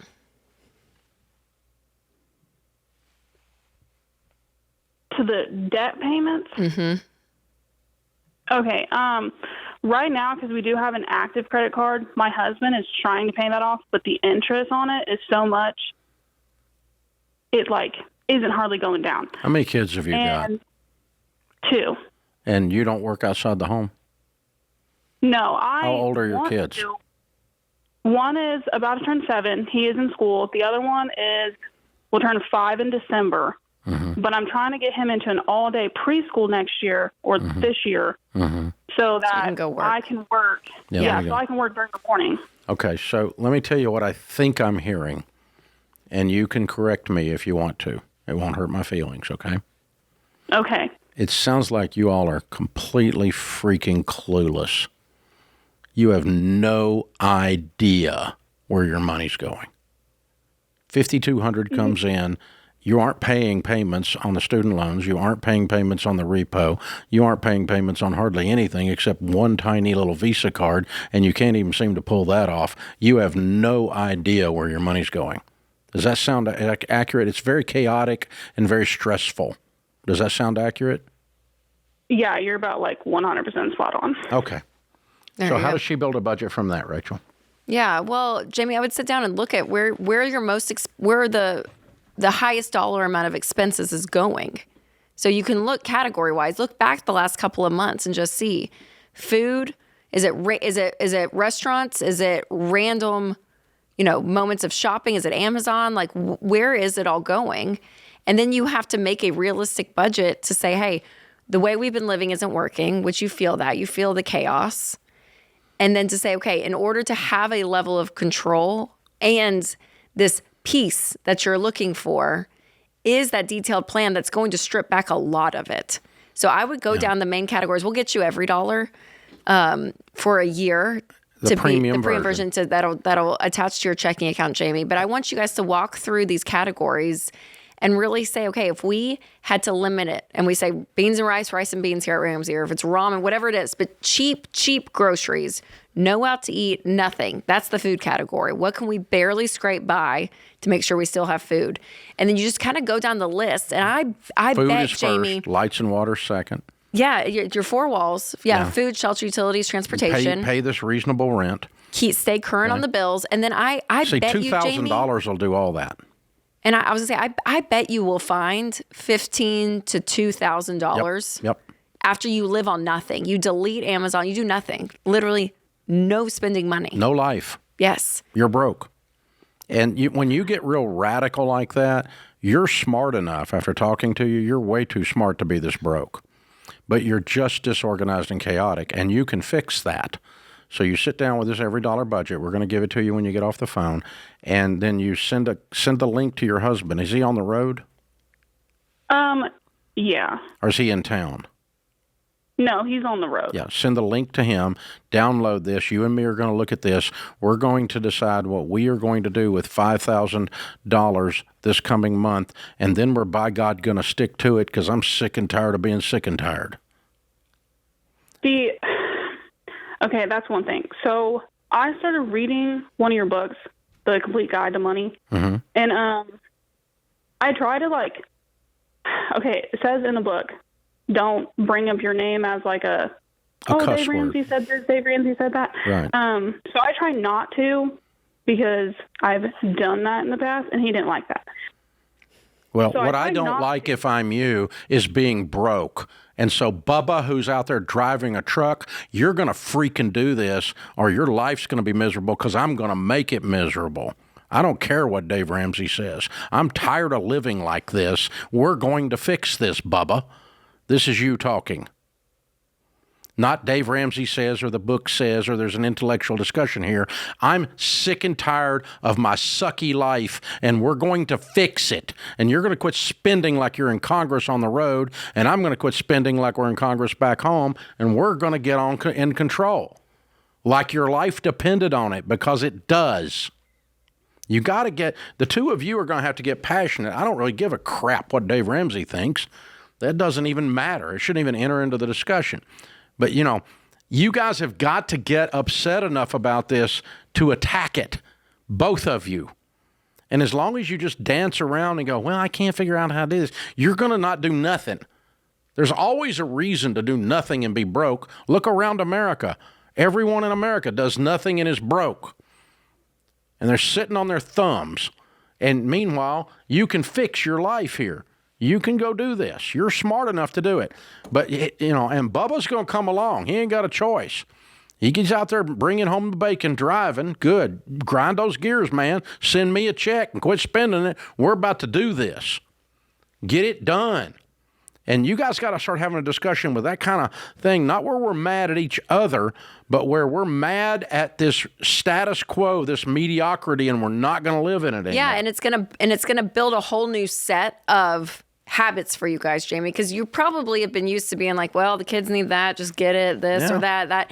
It's gonna change completely, which it should. You should have a 180 response to everything to get a completely different result of what you guys have been doing. Keep doing what you've been doing. And it's going to feel different. And it's going to be hard. It's going to be hard. But I tell you, that hard is much easier to push through than the hard of sitting of what you've been doing and sitting in that stress. And so there is freedom on the other side of peace and control and margin. You just have to control that income. And that means usually saying no to yourself.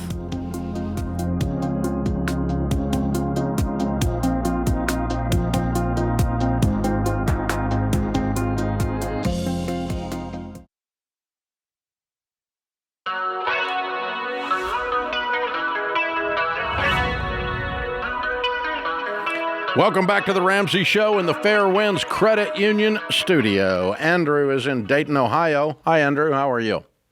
I'm well, Dave. How are you? Thanks for taking my call. Sure. How can we help? So my question is, should I go into debt with my father to double my income? So a little bit. How long have you been listening to this show? A little over a year, and me and my wife are on baby step 4 now. So what are we going to say? I know, but it's tough because here's a little bit of backstory. Me and my dad work together, and he owns semi-trucks, and I drive this truck currently. It's worth about $64,000, and he told me that he would sell it to me on interest-free payments of $2,000 a month for 1 year, and that would double my income. So at a bit of a crossroads. Why do you have to buy it from him? Can you not just rent it or use it? Well, that's what I do now, but, you know, I would go from, I make about 30% of every load right now to 72% if I actually own the truck myself. Gotcha. Why? Because he pays for it, probably. No. Yeah, because pay like a rent. Who's booking your loads? Him. Is he going to continue to after you buy the truck? Yeah, that's why he gets that 28%. So I would make right now. So he gets it for booking it or for owning it? Well, right now I make 30%. So he gets that 70% for booking and owning the truck. If I own the truck, I would get 72%, and then he would. Oh, 28% for booking it. I see. Yeah, and using his trailer and stuff like that. Yeah. Okay. Sounds like a no-brainer till the thing blows. Yeah, that's the other thing. But, sounds like a no-brainer until diesel doubles because the Strait of Hormuz is shut down. It sounds like a no-brainer until Trump decides to bomb somebody else and screw up the whole supply. It sounds like a no-brainer until... See, you're projecting a perfect future, and that's the only way this makes sense. And perfect futures don't exist in business. Yeah, I mean, that's definitely fair, but No, that's the truth. That's not just fair. Okay. That's the world you live in, the world I live in. Now, the question is whether you're going to admit it or not. Yeah, no. Don't do it. True. No, don't do this. This is crazy. Crazier than crud. Don't do it. Your dad owns the truck free and clear? Yes. I have a counter proposal. Okay. I will rent it from you for $2,000 a month. That goes towards ownership. Well, that's essentially what he would be doing. No, this is essentially different. Because if things go sideways, he still owns the truck, and you don't. That's different if the dadgum engine blows, honey. And guess what? Engines blow in trucks. Brakes go bad in trucks. Transmissions go out in trucks. Y'all wear them out, man. You run the road with them. You've not accounted for any of those things in this scenario. So if you want to rent his truck and him sell it to you for $1 after you've accumulated it's $2,000 a month till it got to what? How many thousand? 64,000 was it? Well, that's what it's worth, but he said he would give it to me for 24, so 1 year of 2,000 off the top. Okay, so I'll rent it to you for $2,000. I'll rent it for $2,000 a month for 1 year, and you sell it to me for $1. Same thing to him, right? Yeah, fair enough. But the truck is his. It's not yours. Until the purchase price. And if the world falls apart, you don't owe your dad $24,000. Yeah, that was the kind of second part of my question is us being on baby step 4. I mean, I had the money to buy it free and clear with that $24,000, but basically it would leave me with really nothing left. Oh, so that's your emergency fund? Yeah, right. But how much do you make? How much do you make a month, Andrew? About $6,000, but if I bought it, it would be around 12. Are you married? Yes. What does she make? She's a part-time nurse. She makes about $3,000 a month. And you've got kids? Yes, 3. Okay. And what do you drive during the day? Like as my personal vehicle? Uh-huh. Paid off truck. Worth what? Probably about $10,000. Okay.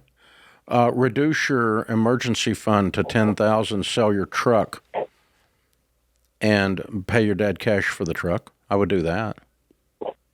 Okay. And then double your income. You're not going to do that. All of a sudden, this idea doesn't sound so good. I just sold his truck. Yeah, but if he doubles his income, like what he's saying, he can save if it's worth it, it's worth it, man. $10,000 in 2 months. It's worth it till I sold his truck. Drive a $500 truck because you're not driving it anyway. You're driving a semi, honey. And go pay cash for this sucker. Oh, but now we got down to it. See, borrowing is now a convenience in this discussion, not the only way to expedite the idea. So you can either rent the truck for 1 year and buy it for $1, but I wouldn't. I'd pay cash for it and start making my money now. Mm-hmm. And I'd sell your truck. Yeah, and be a one-car family for 3 months. I'll get you a $500 hoopty. Yeah, whatever. Well, I mean, for 1 month and get you a $5,000 truck. I don't care. It's not going to be much different, but yeah. The voice tone changed. Like, what? That's awesome. What? Jack is with us. Jack's in Jacksonville. How are you, Jack? Good. How are you doing? Better than I deserve. What's up? Hey, so I've got a question about my retirement. I got to make a decision which direction I want to go with it. So I'm currently on a 401A plan. I work in public safety. Mm-hmm. And that plan, they're matching 25% into it, and I have to contribute a mandatory 10. So 35% of what I make goes in. So that's a 401A. The option I have to go to starting next year would be a state retirement, which is more defined benefit versus contribution. Retirement age is about the same. I already have 5 years on the state retirement from a previous job. So I'm trying to figure out which way to go. I think I can retire okay both ways, but I don't want to make $1 million mistake. It would be about that. So you stay with the 401A. Why don't they have 401K as well? Most states do. Just because of since I work for a city, they had a city pension, and they switched it to 401A, and then they'll give everybody a one-time chance to go to state retirement next year or stay on the 401A. See, if you put $500,000 or $1 million in this, or you put some money in it and it grows to $500,000 or $1 million and you die, your heirs get the money. If you go all state retirement, nobody gets the money but the state when you die. Okay. Yeah, but right now it's got $163,000 in it in 5 years. And that's all gone when you die. Right.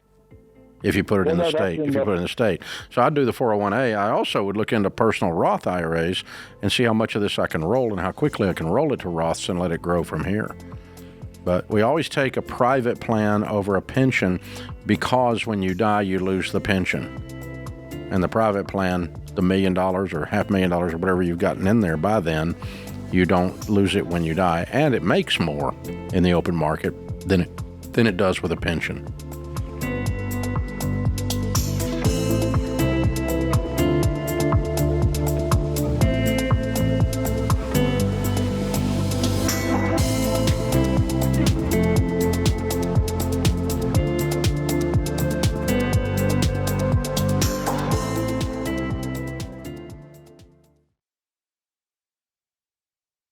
You should not feel uncertain about investing, and you don't have to.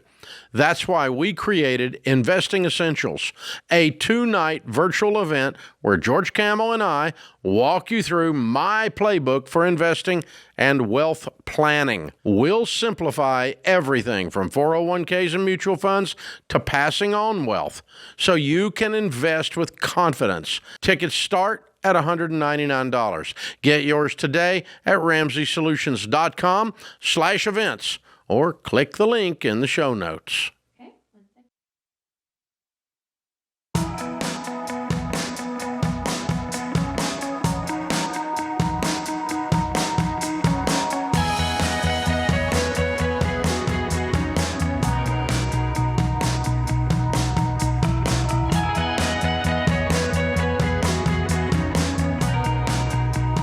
Our question of the day is sponsored by Why Refi. If missed private student loan payments are keeping you from making progress toward your goals, Why Refi may be able to help you explore refinancing with a low fixed rate and a payment you can manage. Visit whyrefi.com/Ramsey. That's the letter Y, REFY.com/Ramsey. Might not be in all states. Today's question comes from Ava in Massachusetts. She said, I'm 23 years old and have just graduated from college. I have $25,000 in stocks and $3,000 in cash. I have no debt and will start a job this fall where I'm going to make $130,000 a year with a potential of $30,000 in bonuses. I would like to finance a new Tesla Model Y, Dave's favorite car. Side note. Just kidding. Out the door, the car is going to be $53,000. I was giving a rate of 2% APR. If I put down $23,000 and the monthly payment will be $442 for 72 months. Obviously, the smarter decision is to buy a used Tesla with cash than to buy the Model Y in a few years. But I've been obsessing about this for several months now, and I want to get in if I can. How stupid is this decision? Really? Extremely. Is it because it's a Tesla, Dave, or no, the way she's going about the whole, it? I think the whole idea is kidding, stupid. I know. No. Number one mistake people make when they graduate from college: buy a new car. I've been driving my high school college car, and it's a hoopty, and now I make big money, and so I'm going to prove I'm a graduated adult, and you go buy a stupid brand new car. A new car loses 75% of its value in the first 4 years. Teslas are worse than that. Go look at a 4 or 5 year old Tesla and look at how much they've go down in value. Yeah, buy that. Buy the 4 and 5 year old. No, don't. What? The technology's a disaster. No, it's not. Yes, it is. I have a 5-year-old Tesla. You can't even reboot them. No. What are you talking about? Anyway, don't buy. No. Listen. I'm a Tesla owner. I know. George just gave that car away to get rid of it. He did not. What are you talking about? God. That is not true. Dave just hates electric cars. So no, I hate the value. He hates electric cars. Yeah, the value. I do hate electric cars, but I hate the value drop So too. if you're gonna go buy one, go buy a used one so you don't take the hit. And on any car. On any car. And don't finance it. If you have to finance it, you can't buy it, and it shouldn't be more than half your annual income. And if you can't pay cash, don't buy it. And and buy a used car unless you have at least $1 million net worth. Yeah, and quit obsessing over new cars. That's going to make you broke the rest of your life. Yes. Yeah. You say the phrase all the time. Car payments is what keeps you middle class. 100%. Because if you invest, the car payment really is. It's the borrowing, paying interest on something that's going down in value, all really for a status type of life is really what you're trying to buy. You want the comfort and the look of it and how it makes you feel. And if you invested that car payment over the course of your life, I mean, it's millions of dollars that you're giving to the bank or the car dealer versus you. And so the financing of the cars, not smart. And our millionaire study, what the top 5 brands of cars that the average millionaire drives: Ford, Toyota, Honda, Chevy, and Lexus. That's it. So I miss Tesla. Well, I missed a Raptor, so I'm sorry. That's a Ford. Or whatever you drive. Whatever you drive. I got 2 Fords. I paid cash. That's good, yeah. I paid cash. And a Chevy. I paid cash. No, but for real though, the car, it is. That's where people get in the most trouble from a financial perspective. So yeah, I would, Ava, I'm sorry, girl. You can get it eventually, but save up and pay cash. Buy used until you have $1 million net worth. Then you financially can take the hit of a new car if that's what you choose to do. So we're not against new and nice cars. We're not against those, but you have to be smart about it, and you can't. You need to have $1 million net worth. You have to be able to afford it. Yeah. Because they go down in value too fast. $442 from age 23 to age 65 in a decent growth stock mutual fund is $4.7 million. And that's not Dave math. It really is. You just pulled that up. No, I just used the calculator. I know. Just clarifying. The financial calculator on Ramsey.com, okay? RamseySolutions.com. So, so $5 million. That's what that Tesla decision is going to cost you. That's what I meant by earlier when I said extremely stupid. Yeah, don't do it. Don't do it. Pay cash for whatever you buy, and don't buy a new car unless you have $1 million net worth. And all the things you own with wheels and or motors and or batteries added up in value together should not equal more than half your annual income. And please go look at the 5-year-old version of whatever it is you're thinking about and watch how much they went down in value. Yes. Particularly items that are a new model of any kind, including Tesla. But if Ford comes out with a new body style. Wagoneers with Jeep did the same thing. Yeah, exactly. That whole thing. I mean, those went down They suck. real bad in value. Wagoneer is one of the worst on depreciation. It even beat Tesla. And so it's horrible.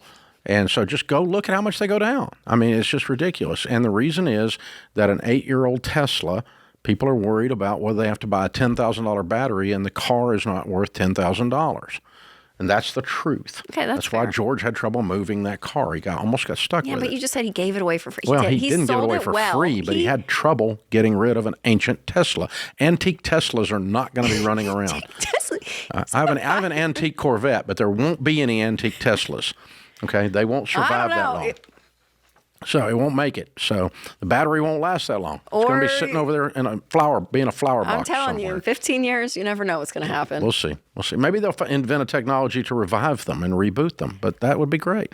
But in the meantime, old ones aren't doing well on the market, regardless of whether we have a discussion about whether I like them or not. Doesn't matter. But they're not doing well on the market. So no. Number one mistake people make when they come out of college. Okay. I'll see you at the brand new car on payments. Don't do it. I'll see you at the gas station, Dave. Oh, wait. I don't have to pay gas. That's fine. That's because you're plugging in on my building and getting free fuel. I am. That's right. Yeah. I still don't understand that. I don't have any gas tanks here at Ramsey Solutions. All of us that drive gas cars don't get free gas.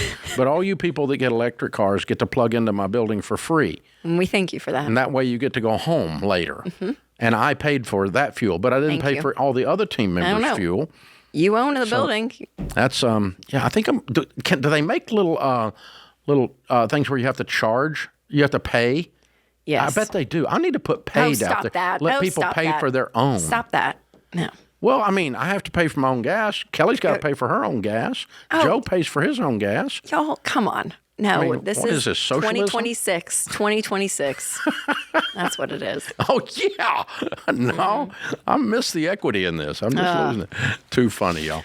Too fun. So we have me driving a truck and Deloney driving a truck and Rachel and George driving Teslas. And Jade just got a new, really nice car. I won't disclose it because it's not my story to tell. That'd be unfair. But she just did really well. But it's not electric. Okay. So us gas burners got you 3-2 right now. Me and George. You and We're George. Kindred spirits. That's why we do Smart Money Happy Hour together. We get each other. That's it. We get each other. Hey, I don't care. I actually, the truth is, we joke about this so much that I've gotten so much hate mail on it. It's hilarious. But I actually do think, I think the Tesla is a phenomenal piece of a technology. It's a lot of fun. I'm just not an early adopter on cars, and I'm still waiting on them to come out with the app with the loud muffler. Because I need a loud muffler. I'm a redneck. So redneck. Redneck needs a loud muffler. I need a loud muffler. Can't take that southern out of him. I need a cam that goes brum, brum, brum, just need a big truck to feel good. That's it. Whatever. Compensating, whatever it is. I don't know. Whatever it is, I'm still doing it all. I still love the blum blum. It's still the best.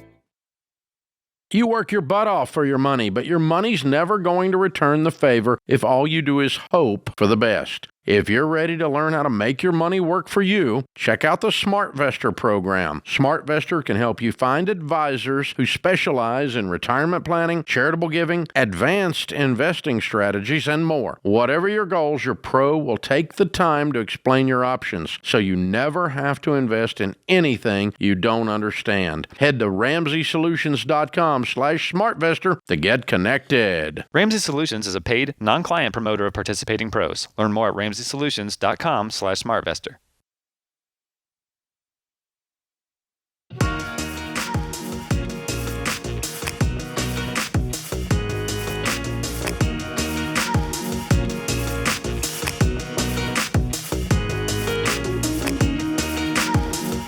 People ask me how we made millions in investing, and so we created a 2-night virtual event to walk you through how I have done it, what my playbook is in real estate and in mutual funds, and how I chose not to put money in X, Y, or Z, all of the other things that are out there floating around that people ask about. So we're going to unpack what not to do and what I have done. If you're interested in that, we've only done this 2 times, and it's called Investing Essentials. It's George Camel and I.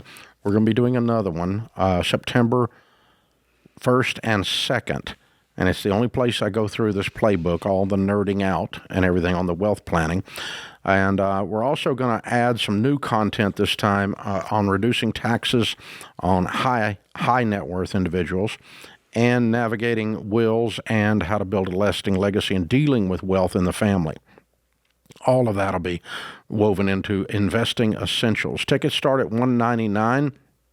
That's $199. Get yours today at RamseySolutions.com/events or click the link in the show notes if you're listening on the podcast or on YouTube. Dave is in New York. Hi, Dave. How are you? Blessed by the best. And yourself? Just the same. How can we help? I am about to inherit $2 million, and I don't really know what to do. Wow. How old are you? So, 40. Wow. Okay. What's your net worth today? About $150,000. Good. And what's your income today? My wife and I, we make about $90,000 a year. We are missionaries. Okay. All right. Okay. Well, that's a good framework on the way to view it, and it'll help you. It's helped me a lot as my wealth has built over the years, and it'll help you too. And that's the framework is looking at this through a spiritual lens. And so in the Christian world, we often call the management of God's money stewardship. You've heard that, I'm sure. Yeah, and we are Christian. Yeah, and you said missionary, so I assumed. And and so if I am a steward, that's not technically a Christian term. It's technically an Old English term that means manager. Mm-hmm. You're a manager of $2 million. That's exactly. different than I became an owner of $2 million. It sits on your heart a different way. Totally. It's lighter, for one thing, not as heavy. It's heavier if you're the owner. It's lighter if you're the manager. And then it also keeps my perspective on I have a job to do, and that is I'm not up to speed, which is why you're calling, because you're very wise. I'm not up to speed on how to manage this much money. I've never done it before. I'm a newbie, a rookie. And so what does a rookie do? Well, they get the playbook and they start trying to figure out what to do. And that's what you're doing. So good. The Bible also says, in the multitude of counsel, there's safety. And so you're gathering counsel by calling here, and I will tell you to put together your counsel. Your counsel needs a CPA in it that does taxes. Your counsel needs a good insurance person, a broker that not selling you investment life insurance, but that just has all of your things that you need to have insured properly. You probably need a real estate person in your corner. You definitely need a financial advisor. SmartVestor Pros at RamseySolutions.com I recommend. The tax advisors that are Ramsey Trusted at Ramsey Solutions I recommend. But in each of these cases, you put together a group of people in these different parts of money, and they all need to have the heart of a teacher, because God did not give them the $2 million to manage. He gave it to you, and it's your job to learn from them. The good news is it's not rocket science. You can learn it. You can learn it, okay? It's going to be very basic understanding of some of these investments, and then you're going to invest some of God's money. You're going to give some of God's money. You're going to enjoy some of God's money. These are all biblical things to do. You can invest some of it in generosity into the kingdom, which is what you've spent your life doing, and so that's going to be that part will be easy for you. But even if you were like at the Ramsey Family Foundation, when we're picking a ministry to financially support, we vet them for how wise they're operating the ministry. Yeah. Because we're investing God's money into that ministry. And so if we're investing money into a company, we vet the company to see how well it's run. Same thing with this. And so Dave, you're going to do all of that. I have a question for your just day-to-day life. What does that look like for you? Are you guys renters, or do you have kids? Are they in school? Like, kind of what's your rhythm right now with life? Yeah, so no kids. We're both 40, and we are currently renting from family members.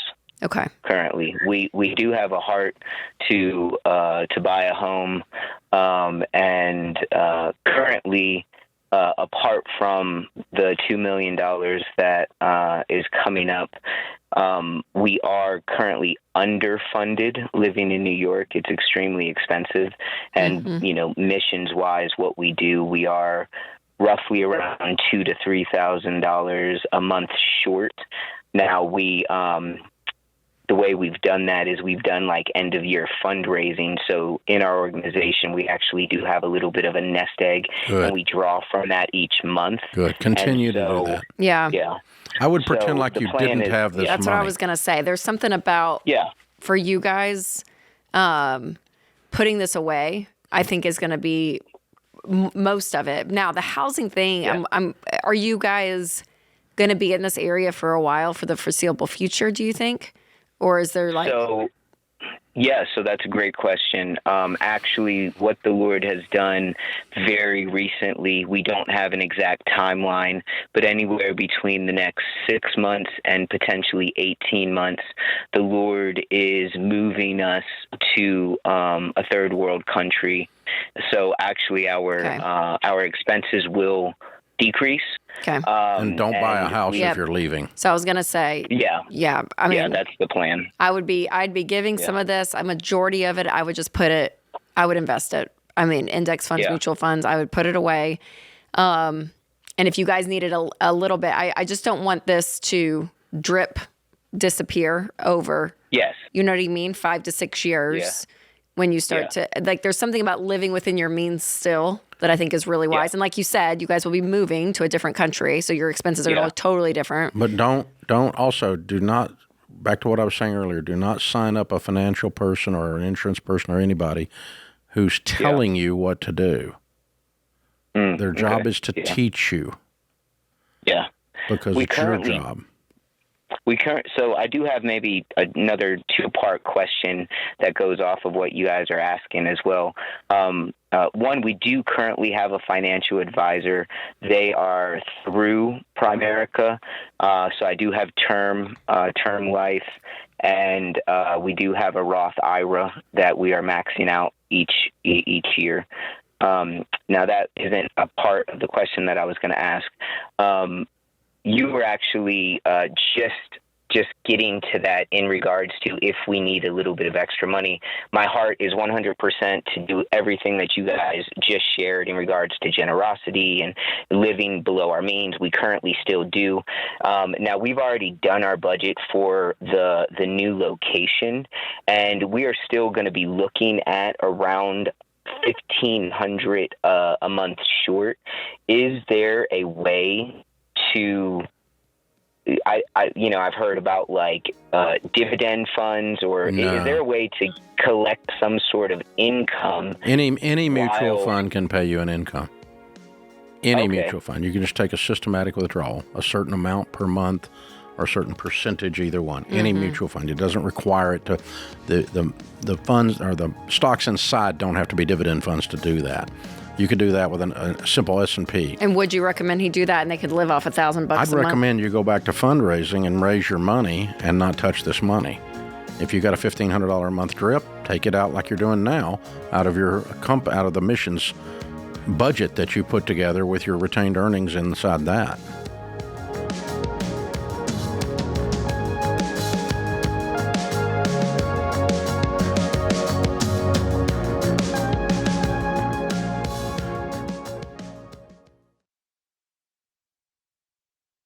Dave Ramsey here. For more than 30 years, I've been talking to folks on the air, and I can tell you that most people are broke, not because they don't make enough money, but because they don't have a plan. You need to give every dollar you earn a job, because when you do that, something changes. You stop guessing. You stop worrying. You stop stressing. Our Every Dollar budgeting app will show you how to find extra cash, pay off debt, and finally start winning with money. But most people won't do it.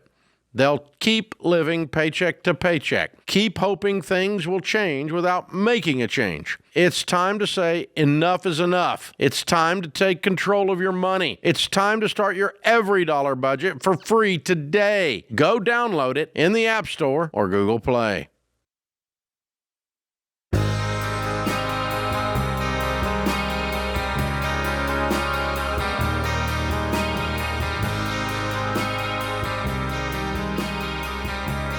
Our scripture of the day, Psalm 62:8. Trust in him at all times. Pour out your heart to him, for he is our refuge. Sam Levinson said, don't watch the clock. Do what it does. Keep going. Ooh, I like that. All right, up next is going to be Beth in Los Angeles. Hi, Beth. How are you? I'm good. How about you, Dave? Hi, Rachel. Hi, Beth. Hey. Thanks for calling in. I have I share two teenage daughters with my husband. He currently owns a home. It's under the property tax is under his name and his sister's name. The mortgage is just under his name. Lately, he's been experiencing some health concerns. So I want to know: is there anything? Is there something, a legal thing that I can do So that way, in case something does happen to him, my 2 teenage daughters do get a portion of that home. Okay, you said the property tax.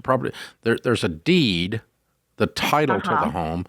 Who is the home titled to? I'm not sure.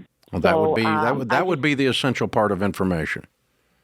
Okay, and then the second question is, there are several types of things you can do with 2 individuals that aren't married. Tenants in common, tenants entirety.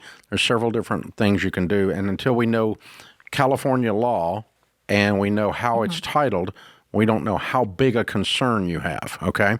But is your husband, is he still able to do business? Yes, he is. Okay. Then you all start talking about this tonight and get to the bottom of this. How is it titled, and how do we ensure that your portion of the ownership goes to your is it your daughters? Is that what you're wanting? Yes, that's correct, my daughters. Okay. Well, number one, you need a will. Does he have a will? No, he doesn't. Well, he needs to get a will. Everybody that's breathing that's over 18 years old needs a will. So how complicated is your all's estate other than this house? How many other things are there? He has his stocks and investments, and I also have my own home as well, and also some little investments. But so this is a second marriage. No. It's our only marriage. Well, I have my own home. What's that mean? Oh, because I had purchased a home before I met him. Okay. And then he had this home before he met me. And then we joined forces, and that's, that's how it is. All right. And how old are y'all? He's in his late 40s. I'm in my early 40s. Okay. You need a will. If you want to do a simple one, both of you need one. If you need to do a simple one, you can go to mamabearlegalforms.com, and you can do one overnight. It's very easy. It's really not complicated. It just means you have to deal with the fact that you're going to die someday. Welcome to the emotions of that. But if you want to get complicated, obviously you can go to an attorney. But don't drag this out 2 years. Get it done now. And wills need to be state-specific, and they need to be in California. Okay, if you're a resident of California, you go by California law, not by Tennessee law. And California law is different in so many ways. But but anyway, you want to make sure that your will lines up with that. And then while you're doing that, you need to jump on the phone and learn about, with an attorney probably, learn about his portion of this house and how to ensure under California law that his portion of ownership goes to his sister. It might be, or goes to his daughters, not to his sister. And there's one type of deed that you can do in some states that when you die, his portion would automatically go to his sister. You want to make sure you don't have that, okay? Okay. And that California doesn't allow that. And I don't know the answer to that because we don't know how this is titled, and I don't know California law that well. So got it. All of that to say, we just want to, if we need to change the deed, if we need to put the deed in a trust, if we need to put it in it may be as simple as he states in the will that his portion goes to his daughters. It's probably that simple. Got it. But you want to double check because you don't want to have to fight with a sister-in-law after death. Yeah, do you guys have a good relationship? Because I'm sure she has to sign off if you change the deed and do a couple of things, right? Would she have to? She'd probably have to sign off on it. He could sign off his portion with quitclaim into a trust without in any state. He can do that. Okay. So yeah, we're very friendly. It's Okay. Yeah. So if you needed something from her, like a signature, it's not like a big thing. You're very wise to be concerned now. Because you can't buy fire insurance after the house burns down. You can't fix estate deals after somebody dies. So you need to do it now, tonight. Okay. Don't. Yeah. Not because 40-year-old people, things happen to them all the time. 30-year-old people, things happen to them all the time. Everyone needs a will, and it's just to protect your family. And it's what do I will? What do I want to have happen? And if you don't write that down, that's your last will. What is my will? What is my want? my last want, and here I'm going to testify to that, my last will and testament. And it just makes it so complicated for the people that you leave, Oh, right? so you're hard on done, everybody. you're gone, but man, So for hard on everyone else, everybody. untangling a mess is not fun during grief. So get wills and do a little bit of research on what happens to his half in California and the way that's titled. Matthew is in San Antonio. Hey, Matthew, how are you? How you doing, Mr. Ramsey? Better than I deserve. How can we help? We have a lot of house problems. We're looking for counsel whether we should sell the house and start over and hope to break even, or invest and then to possibly gain, or if we should just. If you didn't invest own and it, would you stay. buy it again? No. Right? No, sir. Yeah. If you didn't own it, knowing what you know now, it's not romantic to buy a fixer-upper. It's a pain in the butt. And that's what you discovered, right? Yeah, yes, sir. Hard, very much. Yeah. Those people that do it on television, they have crews and editors, and it makes it look like it happened in 1 hour. And it didn't. It happened over weeks and weeks and weeks and weeks and weeks, and everything that can go wrong goes wrong, and those television shows are full of crap. And so that's not how life works. And you discovered that. Sell it, man. It's no fun for you. Did you guys do it because you wanted to fix it up, or is it what you could afford? It was what we could afford. Yeah, that's what's hard. Some we people bought it before. Yeah. Go ahead. Sorry. Yeah. No. I was affirming that, yes, that's what we're seeing more and more is because of the market. You're buying things that it's not new, right? And so you're going to have to do, what's going on with it? What are the problems? Major problem is the sewage drain is broken inside the house underneath the foundation. Average pricing we've been receiving to fix it has been $20,000 has been like the lowest on average. Jeez, how long have y'all had it? For less than 3 years. We're going on into our third year, but it's really been a little over 2. Okay. How much is it worth? We received the loan for $135,000. Now, without it, the plumbing being fixed, I'm sure it dropped dramatically. Mm-hmm. We still owe $130,000 on it. Can you get out of it? So within 10 months, we can. Within 10 months, because we got first-time home buyers. No down. I forgot what the loan was called, but like no down payment, basically loan. So we have a minimum of we have to. So is the sewer functioning? How are you living in it?